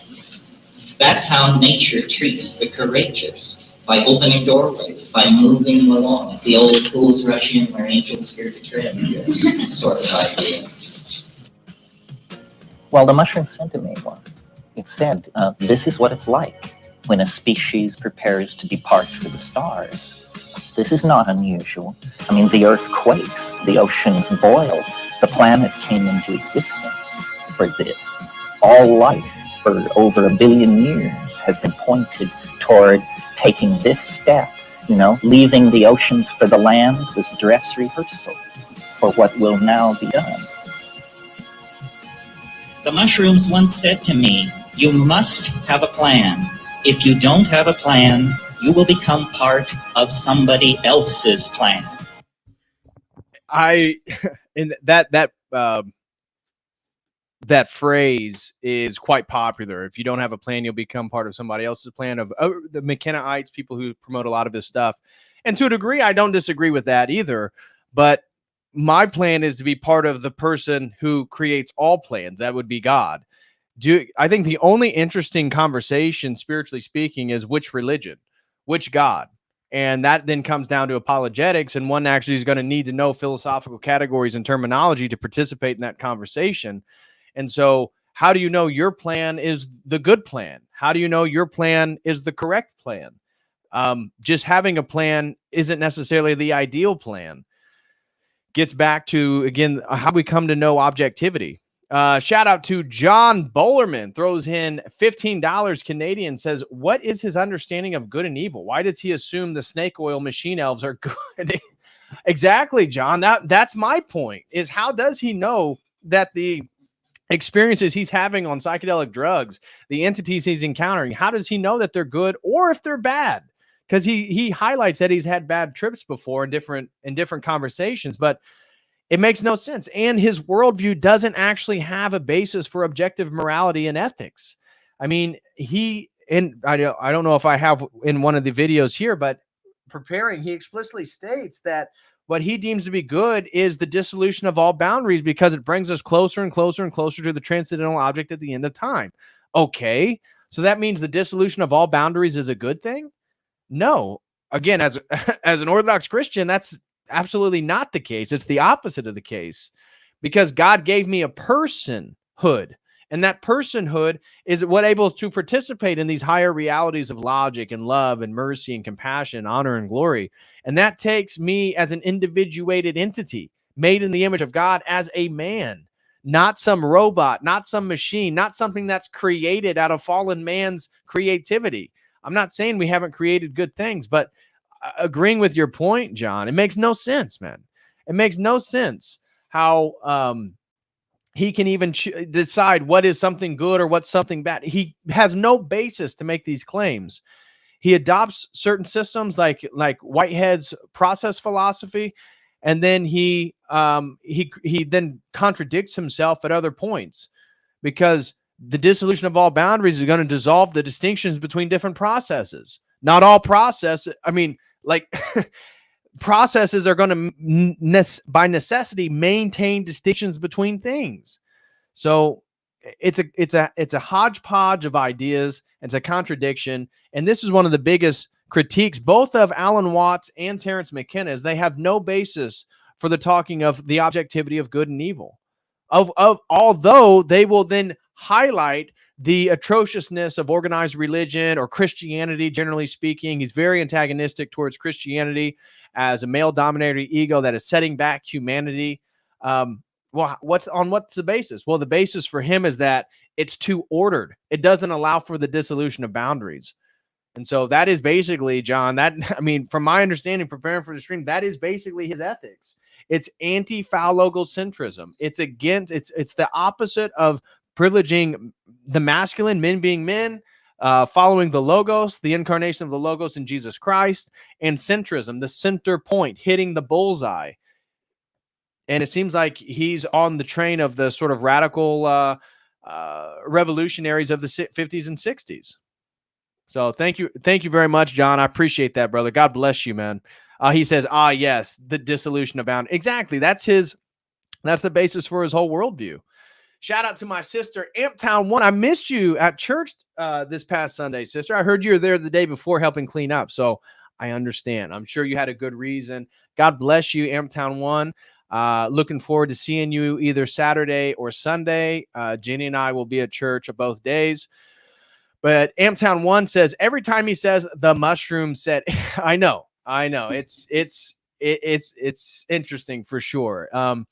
I've done, again, everything he's advocated. Like I said, I was into McKenna over a decade ago, and for a solid 6 years was a major advocate of the psychedelic mystical experience, psychedelic spirituality, if you want to call it. And you do get audible voices. You do encounter non-local entities. You do engage in things that could be perceived as conversations with something, but it was when I began to wonder, like, who am I talking to? Are they real? I remember the biggest thing that kind of shook me when I was in Berkeley is seeing people promote what they called minor attracted persons. This was in 17 and 18. And I saw that within my psychedelic worldview, I couldn't argue against why we should not call minor attracted persons a sexual orientation. I thought it was disgusting. I thought it was gross. And other people that would adopt the same worldview, mostly, people that are Thelemites, they were into magic, they were in the occult, they thought this was great. The expansion of sexual categories and orientations. No, it's gross. It's gross. It's degenerate. And we have to really ask yourself, how do you know something to be right or wrong? How do you know something to be good or evil? How do you know something to be true or false? These are essential questions that reorient what paradigm you're in. And maybe, yeah, I took a lot of psychedelics, had a lot of fun, did a lot of stuff, but was it good? Did it make me a better person? Did I become closer to God? No, it's just ecstatic experiences. And much of this stuff is just an excuse to go into ecstatic experiences and dissolve more boundaries. Amtown says, way to call me out. My bad, sister, my bad. I did not mean to call you out. She says, I was taking my mom to church. Well, God bless you. I'm sure she was very, very appreciative of you taking her to church. So God bless you. God bless your mom too. I wish her nothing but the best. So I apologize for that, putting you on blast. My goal was not to put you on blast in any way. I'm so sorry, Amtown 1. Sorry, sister. Tiger Shark says it's paganism, plain and simple. It is. It's paganism. It has a epistemic relativism and a moral relativism to it. They may have different ideas of metaphysical unity and all this different stuff, but ultimately what this stuff is archaic ideas, paganism, hedonism, repackaged as some sort of highfalutin philosophy. It's not. So thank you so much. Thank you so much, Amtown 1, for the support. And thank you so much, Don Bolerman. God bless you. Guys, make sure you smash that like for everybody who's still here. And if you want to show some love for today's stream, feel free to send in a super chat using YouTube. We also got the Dono chat and we have Streamlabs. So any of those would be work. I'd be greatly appreciative. All right, let's get back to it. One of the funny insights that I had that I don't try to make sense of, that I in fact don't believe, but I thought it, and it was an emotionally opening thought, though it's absurd on the face of it, was when I was in the Amazon, in these pastures, looking at these pastures full of these mushrooms, I kept thinking, it's the lost part of the human brain. It's that part of us is in these feet. That this mushroom, this is human flesh. This flesh. It's a strange kind of human, but hell, we're about to give legal rights to fetuses. We might as well extend legal rights to mushrooms and make them voting citizens. See, again, this was the one that I was talking about, where he's mocking the idea that fetuses need to be protected. This is, again, a pro-abortion. It's sort of a general anti-life sentiment that would be, again, incredibly antagonistic to a Christian worldview, a point in which we absolutely would disagree with Terence McKenna. Because, you see, it's intelligent. It's intelligent. It loves you. It can blow your mind. It can make you laugh. It can make you cry. There's no other way to relate to something like that. You see, basically, he's divinized the mushroom. The psychedelic experience is his God. That's exactly what it is. The psychedelic experience is Terence McKenna's God. The way he describes the experience, it loves you. It cares about you. It'll blow your mind. There's nothing like it. It's just his secular pagan God. Except to love it. I mean, this is how you seduce someone. You make them laugh. You make them cry. You move them. You get them to drop their barriers. You get them to not be afraid. This is what it does to us. It seduces us back into this relationship, and I think we return to it. It's an absolute, great point, way of logos. It's an absolute inversion of the Eucharist, which is highlighting that our Eucharist, how we commune with God through the Eucharist, it doesn't intoxicate you. It doesn't put you in an ecstatic state. It doesn't put you in a place in which the boundaries are dissolved, new perceptions are achieved. No, it puts you in a humble state, a moral state, a state of submissiveness towards the Almighty. That is the way we should relate to God. God isn't something that we need to get in a frenzy about and get into ecstatic states about. That's not the God that I worship, and that's not the God I want to worship. And so you're right. The Eucharist is the exact inversion of this sort of psychedelic spiritual mysticism and reality, because they believe that you ingest something and you can become divinized, that you can commune with God, you can commune with the transcendent. But there is no objectivity to it. How do you know what anything you hear or learn or come to across in those states is true? Don't know. You don't know. But you know, this is exactly as you said, a highlight of an inverted Eucharist. He says, babies are evil. Now come join me in worshiping this mushroom. Great point, WR. I love that. Oh, shout out to my buddy Moldy Apple. He says, never heard this dude before. Only impressions. Sounds like a slimy chimera rat. Well, I mean, to a degree, yes. He has some interesting insights. He's certainly a clever guy, but ultimately his worldview is demonic from our perception. It's a demonic worldview, which is generally anti-life, pro the divinization of self, pro the idea of it. Then that's the hilarious part about psychedelics, right? Is the people will sit there and tell you that this stuff dissolves your ego and makes you more humble. And in the same minute, then will tell you that they know more than you do. Hey, bro, you don't understand because I've done psychedelics. And that's where me having done, again, literally spent like 8 years taking psychedelics at high doses in the pursuit of everything he's talking about, coming to a dead end and thinking, this is what it's all about. This is what all the religious and spiritual mysteries about, is me, you know, trying to blast off with 4 or 5 hits of DMT on the couch, you know, 5 to 8 dried grams of psilocybin, as much as my body can hold down, taking whole strips of LSD, like, and then all the ranges in between.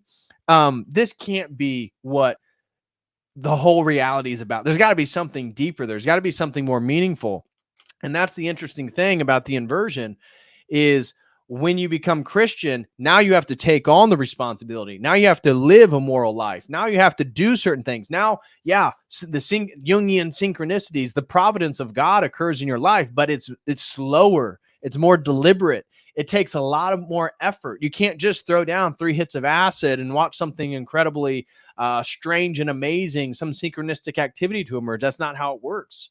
But I tell you what, you aligning yourself with Jesus Christ, aligning yourself with God, the Holy Trinity, and deliberately moving in that direction and living a morally upright life, there's nothing more meaningful about it. And as I did that, I became the man that I want to be. I found the wife that I wanted to marry. I found the purpose of my life, the purpose of the skills and the talents that God gave me.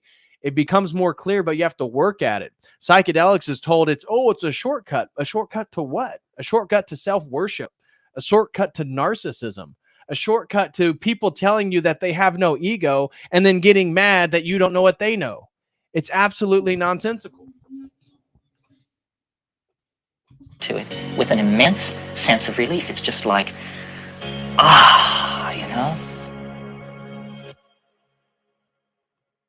When I had the dialogue with it about why us, and it said because you never followed any teachers, it also said something else, which I'm not sure I can say this without sounding hubristic, but I don't mean it that way. We also said, why us? And it said, because you are good. And when we were flirting with the flying saucer and trying to, also the Philosopher's Stone, trying to coax it out of the matrix, there would be these heated discussions between my brother and myself and the other people on the expedition. Why should we do this? Isn't this going to be like atomic energy or anything else? Isn't it going to be used by people to coerce other people and to gain control over them? And on this point, the Logos was very insistent, and it said, you are not to worry about that. Yeah, the Logos told him this. Really? Which Logos? Sounds to me like it's another, a noetic demonic creature that is just impersonating the Logos. The Logos is Jesus Christ. That's the basis of Christian theology. Not that most Christians know anything about the depths of the philosophical and theological dimensions of their faith, but what Logos told you to take more psychedelics. retarded, because everything the Logos tells him to do is totally contradicting everything else, the entire history of people trying to commune with that Logos in a morally upright way. Belongs to the just, and no one can lay a finger on it unless their heart is pure. Now, I do agree with that, though. The point that God incarnated was so that there could be a perfect man to judge men and women, and that the Logos incarnated in Nazareth, Jesus Christ, the Jewish Messiah, fulfilling the prophecies of the Old Testament, creating a new second covenant, the New Testament, revealing who God is, the ways of God, the natures of God, or the energies of God, I guess. The nature of God is totally unknowable and transcendent, but the Logos became a man so that it is about the heart. That is orthodox. It is about the purity of one's heart. That is the way they'll be judged. Not about gnosis, not about how much you know, not about how much theology you can articulate. It's about the purity of your heart. So here I would agree with him, but I certainly don't believe that getting high on psychedelics is how he communed with the Logos that we're talking about. Yeah. Base Chad Thunderjock says Logos more like bogus. True. Okay, next video we got here is this is actually a point where I would agree with him. It's on the balkanization of epistemology. This comes from a lecture he gave on dreaming awake at the end of time. I believe this is like 1998. It's like mid to late 90s where he's talking here, but this one I sort of agree with, the balkanization of epistemology, and how we actually are living in a point in which we do not share the same precepts on knowledge and truth anymore. We don't live in the same realities anymore, and especially his.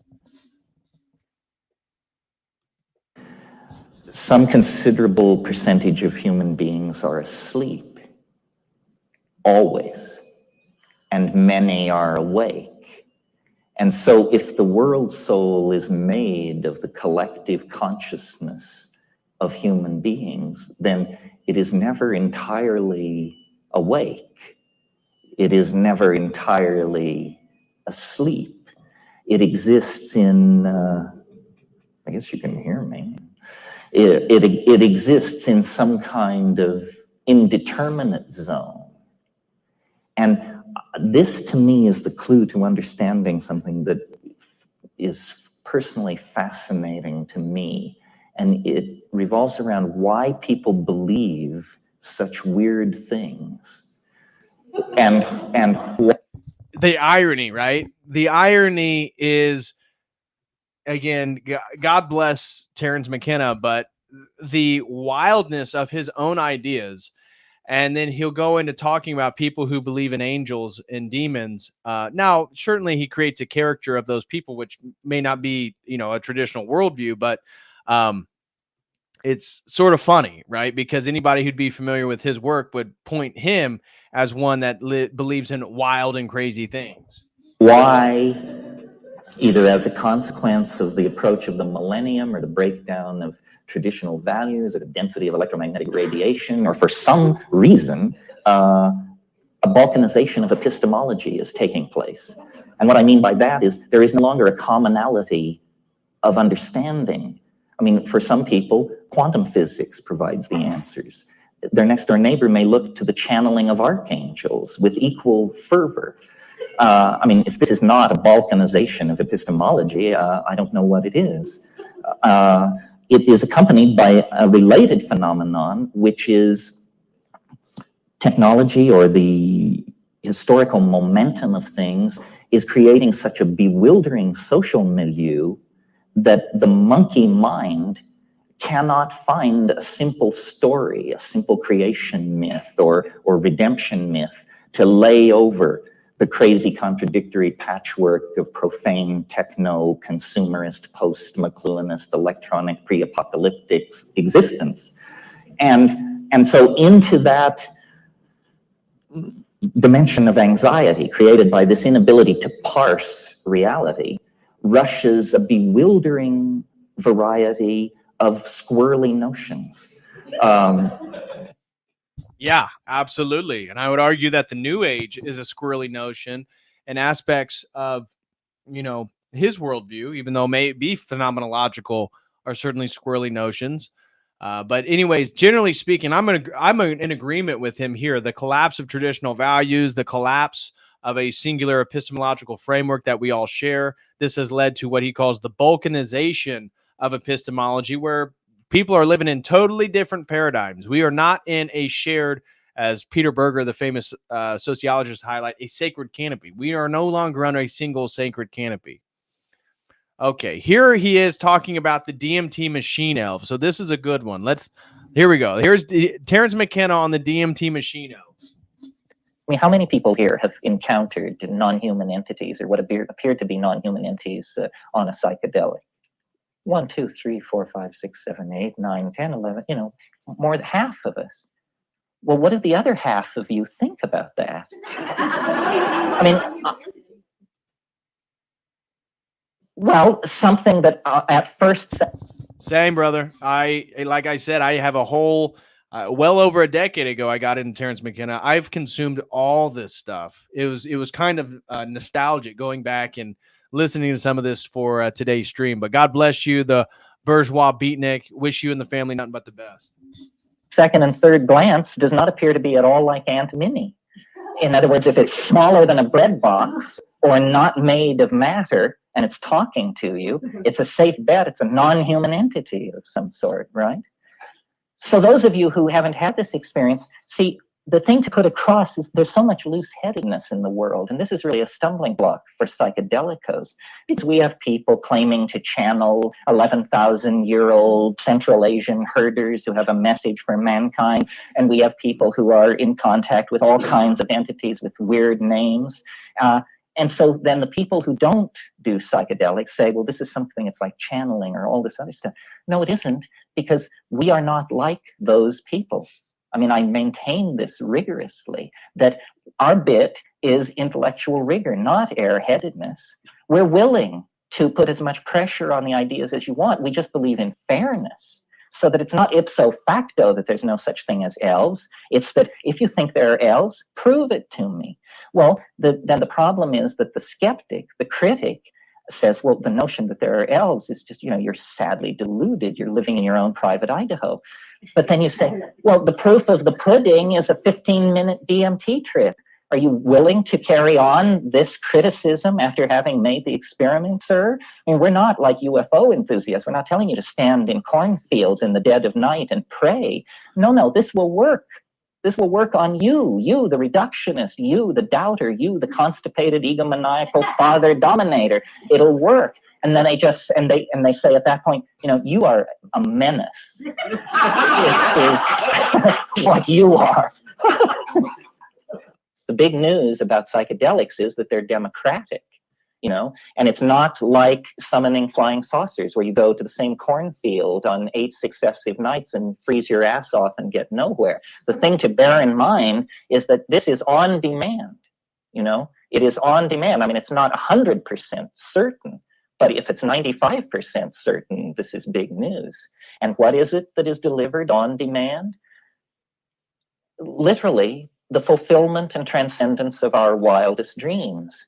Not the white light, not any of these cheerful hypostatizations of Eastern religion, but, you know, instead, thousands of overdressed elves pounding their way into your inner sanctum and squeaking at you in languages that are not scripted on this planet. And what are we to make of such a thing?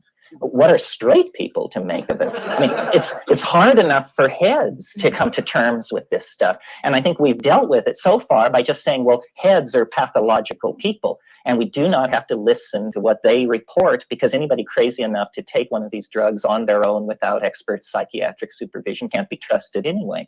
Well, this is just nonsense. This is what is really going on is a continuing insistence on an expression of shamanic forms, that people will not let the world's oldest religion die. Well, one of the things about shamanism that many academics have criticized him for too is it's not that he wasn't knowledgeable. He was very knowledgeable about shamanism, but he paints a very utopian and idealistic understanding of shamanism, that it's egalitarian, it's more feminine, it's less violent. As I said, multiple examples would point that that's not the case. And so maybe there are cases where they have full moon orgies, they don't know male paternity, and he views this as a wonderful thing. But there's also other cases like the Berserkers, like the Aztecs, like the two ayahuasquero tribes that I highlighted earlier, the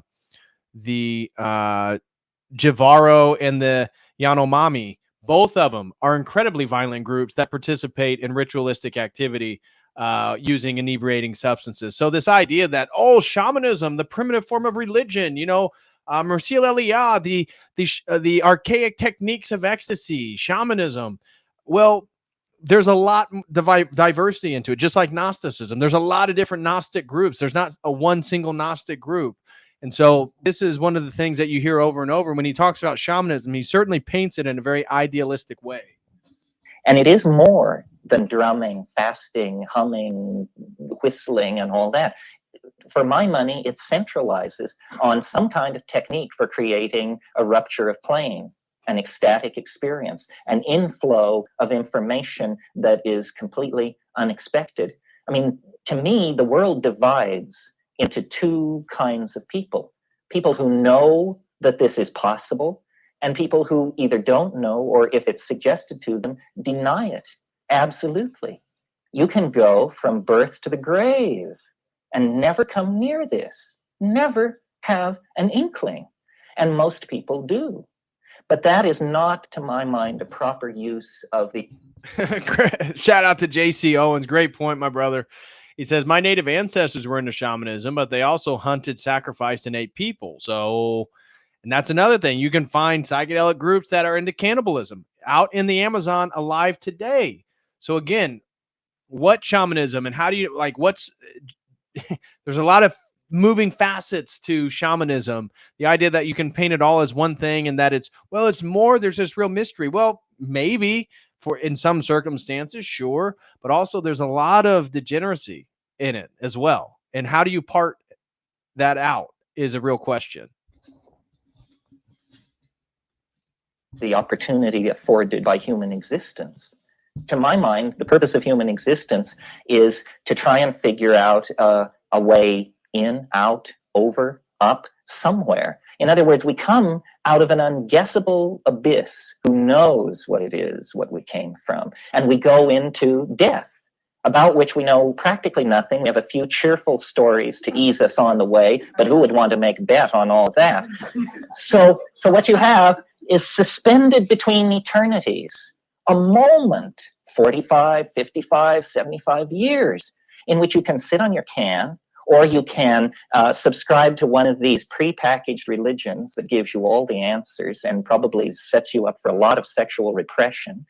Or you can say, my God, I'm alive. Apparently, I've awakened in the control room of reality. And if I could just figure out what these buttons and levers are, I could, do something profound, interesting, worthy. I went into, nobody was more hard-boiled than I. I mean, I was an existentialist in the Sartian mold, and it didn't keep the elves from approaching me. So I have been concerned to inform UFO people, Jungian psychologists, spiritual seekers that this tremendously powerful tool lies present at hand. Curiosity pushed far enough will hit the jackpot. The world is not as we suppose. The great thing, you see, about DMT is that it settles certain questions assumed to be open. Like one question we all assume to be open is, well, is this the only universe or not? Answer, no. That settles that. Are they unproven? The multiverse theory is highly skeptical. There's, again, you can look up arguments against the multiverse. It's just another form of making the universe eternal.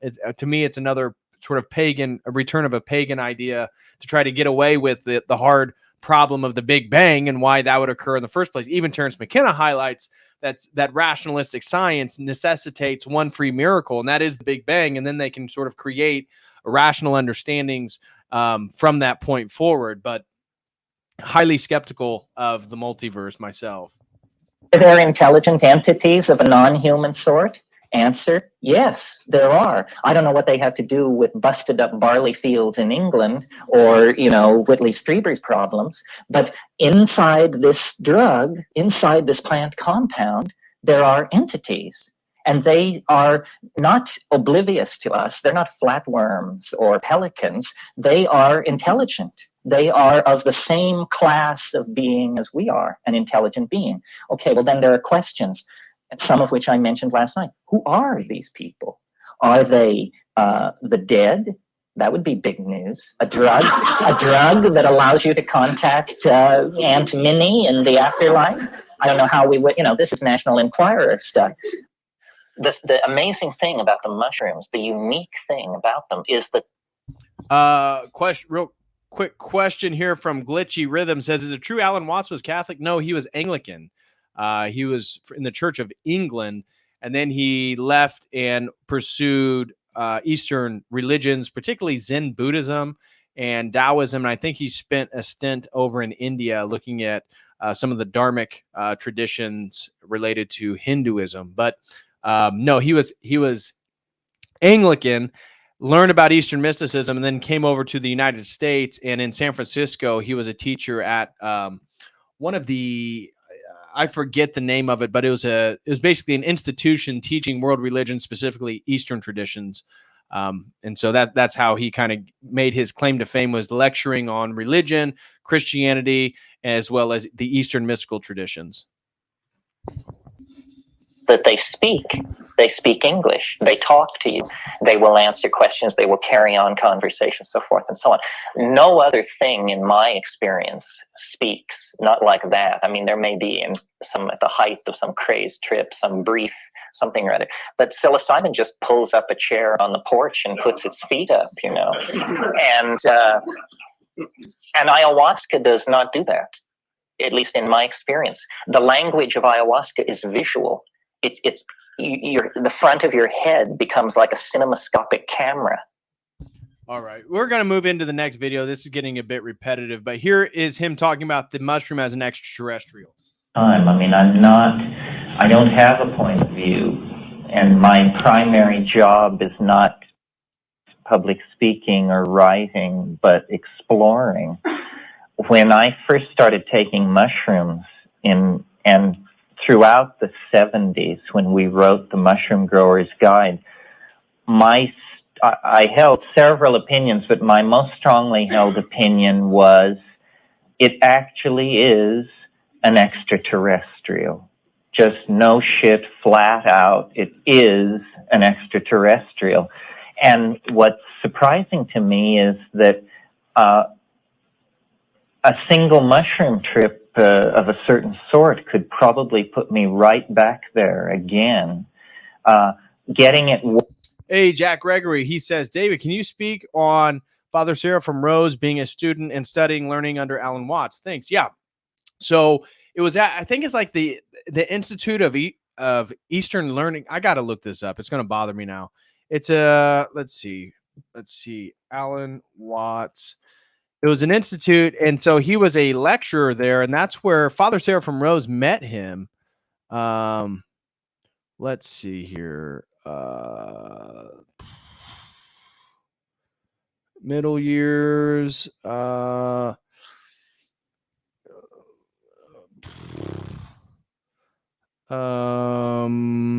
Let's see. Command find San Fran. Oh, there it is. The American Academy of Asian Studies. So the American Academy of Asian Studies, now the California Institute of Integral Studies. Father Sarah from Rose went here to study Eastern traditions. That's how he met Alan Watts and studied under him for a brief period, and then eventually left, and wandered through various traditions, eventually finding Holy Orthodoxy. So I hope that answers. You can look into a little bit more of that. I'm not an expert on Father Sarah from Rose's, how long he was there or what classes he took, but that was the relationship of how he came in contact with Alan Watts and where he studied at. It was the American Academy of Asian Studies. That's what it was. work down to Gaia or the overmind of the species is a kind of process of coming down from the real assimilatable context of the experience. It's like an extraterrestrial. I would certainly say this, if extraterrestrials appeared over Washington and Moscow tomorrow, it wouldn't make this any less mysterious or puzzling. In fact, the extraterrestrials might turn out to be mundane. This is not. How it speaks, this is the most astonishing thing for me to get used to. The visual hallucinations, somehow I can work it around that these are floods of imagery set off from deep structures of the brain and dumping of memory banks, but that it can just address you in real time and say, Terence, and then proceed to blow my mind. And now several things may be happening here. The only time JC Owens, I totally agree, man. He says, I've always found it amazing that God was able to pull so many of us out of the New Age and back home to him. Like I keep saying, I think if one sincerely is seeking truth, they will find orthodoxy. And I totally agree with that, man. I've talked with so many people. Again, I'm kind of noted in the orthosphere as the guy that did psychedelics. So many people that were into the psychedelics I've talked to, and those sort of learning about orthodoxy or unsure about it. And that is the exact thing that I've noticed in my conversations with men and women, is that they were legitimately interested to know what the truth was and was willing to change their mind if confronted with something that was truer. And so that's been my experience, man. It's that Holy Orthodoxy selects those who are like ultimate seekers, like true seekers that are seeking, but then won't stop seeking. And that's why Orthodoxy is like infinitely deep. Like you jump into it, like you dive into it like a body of water, but there's no bottom. It just keeps going. And it's so meaningful. And I think you appreciate that more when you've already gone through the Eastern traditions, the New Age, the Gnosticism, the psychedelics, the occultism. And then you get to a place where it just feels home. It feels better. It feels richer. And I really do agree with you that it seems like those who are truly seeking truth in their heart eventually can get out of these things, where other people kind of get comfortable and find themselves in a sort of spiritual rut. When we have the experience of focusing on an incoming message, decoding it in real time, and responding to it immediately, is when we have a conversation with someone. So if you find yourself responding to a message in real time, your brain automatically thinks you're having a conversation, saying, if it looks like a duck, if it walks like a duck, it must be a duck. So here I am listening and responding to someone speaking to me in English. Therefore, this must be a conversation. A slightly different argument that would see the mushroom as extraterrestrial is look at its style, for want of a better word. What is a mushroom? First of all, they reproduce by spores. Spores are the most economical biological unit imaginable. They can survive the radiation levels of interstellar space. They can survive for eons under conditions very close to those encountered in deep space. The mushroom spore falls into an ecosystem, immediately undergoes cell division. A fine thread-like network full of neurotransmitters begins to spread itself through the soil. It's very closely analogous to the neural network of a higher animal, including a human being. Now, we're accustomed to thinking that an extraterrestrial would bear the imprint of the evolutionary situation in which it came to be. In other words, if it evolved on a low gravity planet, it will be tall and thin. If it evolved in a methane atmosphere, it will have an exotic body chemistry and so forth. But that's because we ourselves have possessed the knowledge of how DNA works for only about 40 years. It's reasonable to assume, I think, that if an intelligent species gets 1,000 years of study of DNA, that they can design themselves to be however they care to be. And in fact, if you think of the mushroom from that point of view. And that's exactly what Yuval Noah Harari argues, that what we're going to do with transhumanism is be able to divine ourselves through CRISPR technology, that what we're going to do is no longer have the biological selective force of biological evolution, and we're going to be able to direct it ourselves and become whatever it is that we want. And so, again, it's so interesting that you listen to Terence McKenna's ideas, and what you find is the same ideas that are present in the World Economic Forum. This is not a counterculture. This is not a countercultural ideology. This is the dominant culture, that which is trying to imprison you, that which is trying to limit you, that's just trying to depopulate the planet. And, you know, it's amazing how many people still are a part of the psychonaut counterculture and believe that they are part of the counterculture.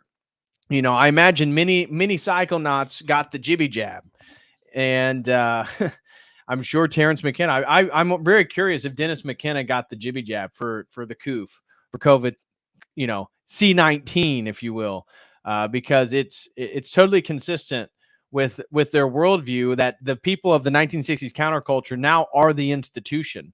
They are the dominant culture. You know, LGBTQ stuff, this is everywhere. And so I don't think you can get away from it. I think that we might choose that kind of an adaptation if we could have any form we wanted, because it's very non-invasive, very humbly insinuates itself into a situation and grows essentially on waste material in the soil. Yet when it sporulates, it can actually cross the boundary of outer space. And, you know, great economy, great artistry, tremendous Zen-like aesthetics seem expressed in the mushroom if you view it as a designed piece of work rather than an object in the environment. And then, all right, I think I got more here, but it's already, you know, here's novelty theory, time wave zero, here's the world without Christianity, stoned ape theory, the coming and going of the male ego. Here, we'll watch this one, and we'll watch the world without Christianity, and then we're gonna here's on what a woman is and the role of the feminine in society, the UFO, the outsider. We just don't have enough time to get through all these guys, but I do appreciate everybody being here. Smash that like if you're still here. Also, if you want to show some love, please send in a super chat using the Streamlabs link, YouTube, or the Dono Chat DPH, and you'll be able to send one in. So let's check this one out. A world without Christianity. And so it's kind of boring for the first few minutes. it just is something which happens. But let's see here. Demon, nation of it. So the mythological, it just is fractal. Okay.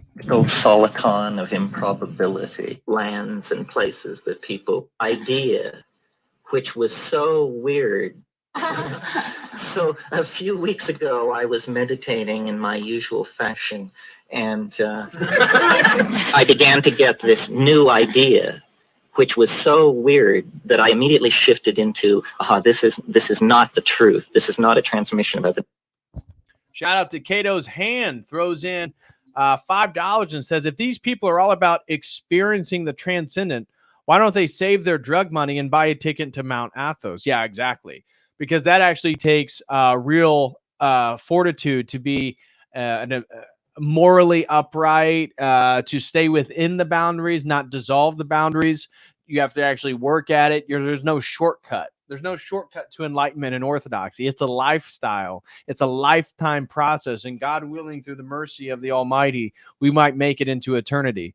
That's too difficult of a road. The psychedelic avenue is the easy way out. It's the easy man's way to spiritual enlightenment. They can't define what spiritual enlightenment is. They can't define what's right, what's wrong, what's true, what's false. They have no objectivity, but you know, they'll tell you that what they have is true. And then you ask them to philosophically justify that, and it's going to be an it's going to be a bit difficult. But anyways, Cato's hand, great point, brother. Thank you so much for the $5 super chat. Truly do appreciate it, man. God bless you and yours. Thank you so much. The nature of reality. This is a plot for a science fiction novel that I should write, and try to hold that as the defense. That was my shield against the onslaught of this thing. And I've never been one for Atlantis or Lemuria or all these invisible prehistoric lands and places that I always thought of Graham Hancock when he said that, how upset Graham Hancock must be. people enjoy so much. But I was told a very funny thing, which I will share with you. It's a funny idea. Now let's see, how does it go? It has two versions, one of which speaks a scientific language, the other speaks a mythological language. Okay, so the scientific language goes like this. There's something in the universe called a fractal soliton of improbability. This means it's a unipit event. It only happens once in the lifetime of a universe. You can think of it as a wavelength with one wave. That's why it's called a soliton. And if one of these things move not in ordinary three-dimensional space, but in some kind of much higher spatial manifold, and when they collide with a planet, or when one collides with a planet in a universe, the time stream of that planet is divided, and two copies of the entire planet spring into existence without either having any knowledge of it. It just is something which happens. So this voice was telling me that this had happened to the Earth, and that this was the secret that we were all striving to understand, was that an event in the past had actually divided our time stream, and that a twin of this planet had come into being in another dimension. Okay, so that's the scientific explanation of it. So the mythological explanation was that the universe is Gnostic, that the universe is the creation of a demiurge, not the highest expression of divinity, but a kind of demon, a fallen creature. And that this demiurge was able to coax itself into being and actually incarnate into history as a human being. And that when this happened, this was then the mythological expression of the fractal soliton of improbability. And when it happened, the time stream split. The universe is the creation of the demiurge, and the demiurge impelled itself in the form of an individual. Right. And this is sort of... So it's basically just an inverted form of Christianity where the Logos incarnates as man. Got it. You know, Waited a long time. when you're a demiurge, who can hurry? Okay, go ahead. Okay, so the time-splitting event had to do with the career of Christ, who was an extraordinary manifestation of energy in the historical time stream, not to be confused with a Buddha or a Mohammed or a Zoroaster who were great saints. And it was something else. It was in some sense what it claimed to be, but in some sense. Okay? So now, at the moment of, and you can choose either the Immaculate Conception or the... I'm well aware, guys, that Graham Hancock likes Terence McKenna. That's my point. When Terence criticizes the idea of Atlantis, which is something central to his worldview, you know, that's... We get it, Jeffro 23. So thank you, brother. But I know that. Just highlighting that, I thought it was funny because that's the central thing that he has spent a lot of his career talking about, is the existence of Atlantis. The resurrection, depending on which side of the bed you got up on today. But at that moment, the time stream split, and this other place came into being without having any awareness that, and they were identical at that moment, these two worlds. Now, Christ had no children. So, what I forgot to say was that the event, the fractal soliton of improbability, has this quantum mechanical half charge, so that in one of the universes it happens, in the other universe it doesn't happen. And so everything about these two worlds was the same, except that in one of them the Immaculate Conception had not taken place, or the resurrection had not taken place. Now, because Christ had no children, in the world in which he was absent, it was not a genetic line which was missing, it was an ideological line which never received expression. And consequently, as time passed, first decades and then centuries, the absence of this particular intellectual influence in the world changed the world radically in the following way.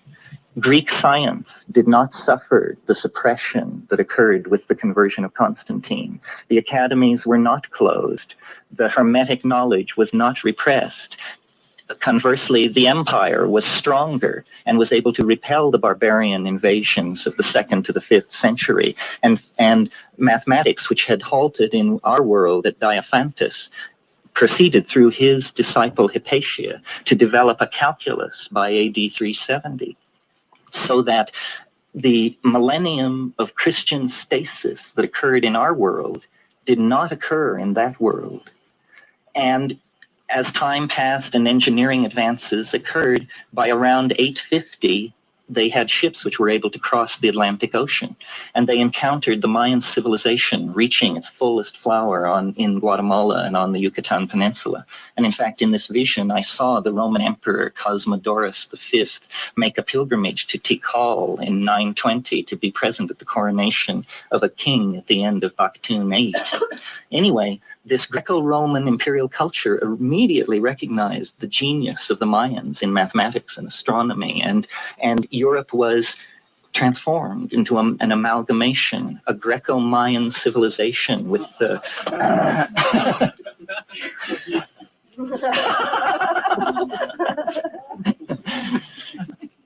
So let me see. And this civilization continued to develop. Now, one of the influences which the Mayans brought into Europe around the year 950 was their extremely sophisticated psychopharmacopoeia and shamanism. And this mated with Neoplatonism and Hermeticism, so that rather than science developing as it developed in our world, a kind of magical psychopharmacolytic technology of thought and understanding was what was developed over the centuries. And then in later centuries before it happened in our world, they contacted the Orient. And the Sung, the dynastic influence of the Sung, poured itself into the creation of a global civilization, such that by around 1200 AD, they were able to land on the moon and create a cybernetic global civilization similar to the kind we have now. They continued evolving with all this psychotronic and shamanically derived, and now by this time you can imagine it was an unbelievably exotic and alien civilization compared to our own. The fruits of that. So you get it. Basically, if Christianity didn't exist, then the world would be so much better, because the magical and mystical and mystery traditions of the ancient period would have been able to thrive into their fullness and create an alien world to what we would be able to comprehend in the contemporary period. So, yeah, he's a complete utopian. He is. He admits he's a Platonist. So idealism is part of his worldview. But, yeah, it's total utopian thinking. Is this McKenna's dream journal? Pretty much. So that's exactly what it is. And we're going to end with the last one. Smash that like, guys. And if you want to send any last super chats, do it now. We're going to skip his Stoned Ape theory. We already know about that. We're going to skip his whole woman thing and the UFO insider. We're just going to focus on this one, on the coming and going of the male ego. And then we're going to call it a night. So, guys, smash that like. I want to thank everybody for being here. This is the last video we're going to react to, and then we are going to get off. So God bless you all. Enjoy this one. This is Terence McKenna on the coming and going of the male ego. So I'm sure he wouldn't be too fond of the current manosphere. Joan referred to this morning. You see, I think what happened is women outsmarted themselves. The men were off silently hunting and practicing being quiet as they stalked their prey. The women were creating language in order to describe the taxonomy of these various food plants, of which they probably could distinguish 400 or 500 plants, seasons, soil conditions, variants, unusual conditions of all sorts, which parts of the plant were edible, which were poisonous, so forth and so on. And as always happens, when you succeed in an enterprise where you seek control, you inevitably simplify. So the women became so conversant with the power of plants that they realized they need no longer gather them. They could grow them. And then they realized they wouldn't, of course, grow all the plants they knew about. They would only grow those plants that grew easily, produced large fruit, and had a big payback. And suddenly, the women undercut their own power base, and it became possible to silently practice very dulling agriculture. And the gods then became not the gods of the orgy and the hunt and the wild plants. Oh, the gods of the orgies. How sad. But the gods became corn gods and wheat gods, and it became important to be able to get up early in the morning and walk off to your field and weed, and less important to be able to ecstatically prophesy and have visions. Well, that's just one scenario, but it's worth talking about, I think, because how we image our emergence out of animal organization is going to color very deeply how we image our transition into a transcendental. So he's getting a lot of these ideas from this book called The Chalice and the Blade, from author named Renee Eisler. There it is, Renee Eisler. The Chalice and the Blade, Our History, Our Future. It's a 1987 book by Renee Eisler. And a conceptual framework for studying social system with particular attention on how society constructs roles and relations between the female and male halves of humanity. So this is where he's getting, so you see the dominator or domination model, and the more naturally feminine partnership model. So she, again, creates this sort of utopian understanding of more feminine egalitarian understandings versus the male. And this is exactly where McKenna is getting his ideas that he's putting forth here right now. Realm. That's why I talk about what I call the archaic revival rather than the new age. All this talk about shamanism is a reaching back 15, 25,000 years to those models to steady us. We should go out the way we came in, which means as a partnership society, as a psychedelic society, as a tribal society. And so by thinking about the origins, we actually gain an intimation of the future. Yes? The persecution of witches is what's going on anyway, for those very things you're describing for women. Oh, yeah. I mean, it is all of a piece. The suppression of women, it's a complicated thing. I mean, it has to do with solar calendars, which gained prominence with the invention of agriculture. See, I think the invention of agriculture was where it began to go wrong. Well, some people say it was the domestication of the horse or cities or this and that, but people idealize the Neolithic and think that this was fine. But I think already in place were notions of hanging on to the land, of storing wealth, of cooperating, coerced cooperation in the production of food, a simplified vocabulary about nature. All of these things were put in place by the Neolithic. But, Arthur Young, some of you may know his theories, he has this idea that every state of freedom is accomplished by a descent into a state of bondage. And so that, for instance, molecular chemistry is the product of the molecular bond. If you have chemical systems with so much energy that there can be no molecular bonding, then all you have is atomic chemistry. You have not the possibility of organic chemistry. So the coming and going of the male ego, the coming and going of the repression of women and the feminine seems to be related to how much exposure there is to these wild plant states. Because you see, women come up against it because they bury the dead, they birth the living. They know that all is not as it appears to be. They are informed of the fact that culture is a charade. But men believe all this stuff. All right, guys, that is going to do tonight's stream. Thank you all very, very much. Major shout out to all the supporters tonight. Make sure to smash that like. As I said, we went through a litany of things to begin with, talking about where we agree, where we would disagree with Terence McKenna from a Christian worldview. And so I hope you guys enjoyed this stream. It was kind of all over the place, a lot of stuff in it. God bless you all. But I want to give a special shout out to everybody who supported. Major shout out to Marconius, throws in $2. Major shout out to Jack Gallant. Major shout out to John Bullerman. Major shout out to my sister Imptown One, and a major shout out to Cato's Hand.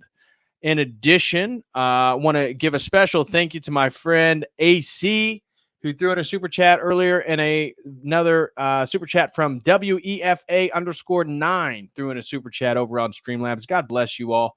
Thank you very, very much. And let me just check the Jono chat. Looks like we are good. So, guys, I want to thank everybody very, very much for being here. Shout out to my mod Theoria Zone and all the mods here and Dr. Crispy, of course. Shout out to my buddy Dr. Crispy. God bless you, bro. Dr. Crispy, I see you're still keeping the chat clean. Thank you, Theoria Zone and Dr. Crispy, for keeping everything in line. Shout out to Sarah from Goose, COTEL crew member, and shout out to everybody who's still here. I will be back probably Friday with an open forum stream or an orthodox critique of the Gospel of Thomas. I got a few ideas coming up. So anyways, I wish you all the best. And as always, until next time, God bless.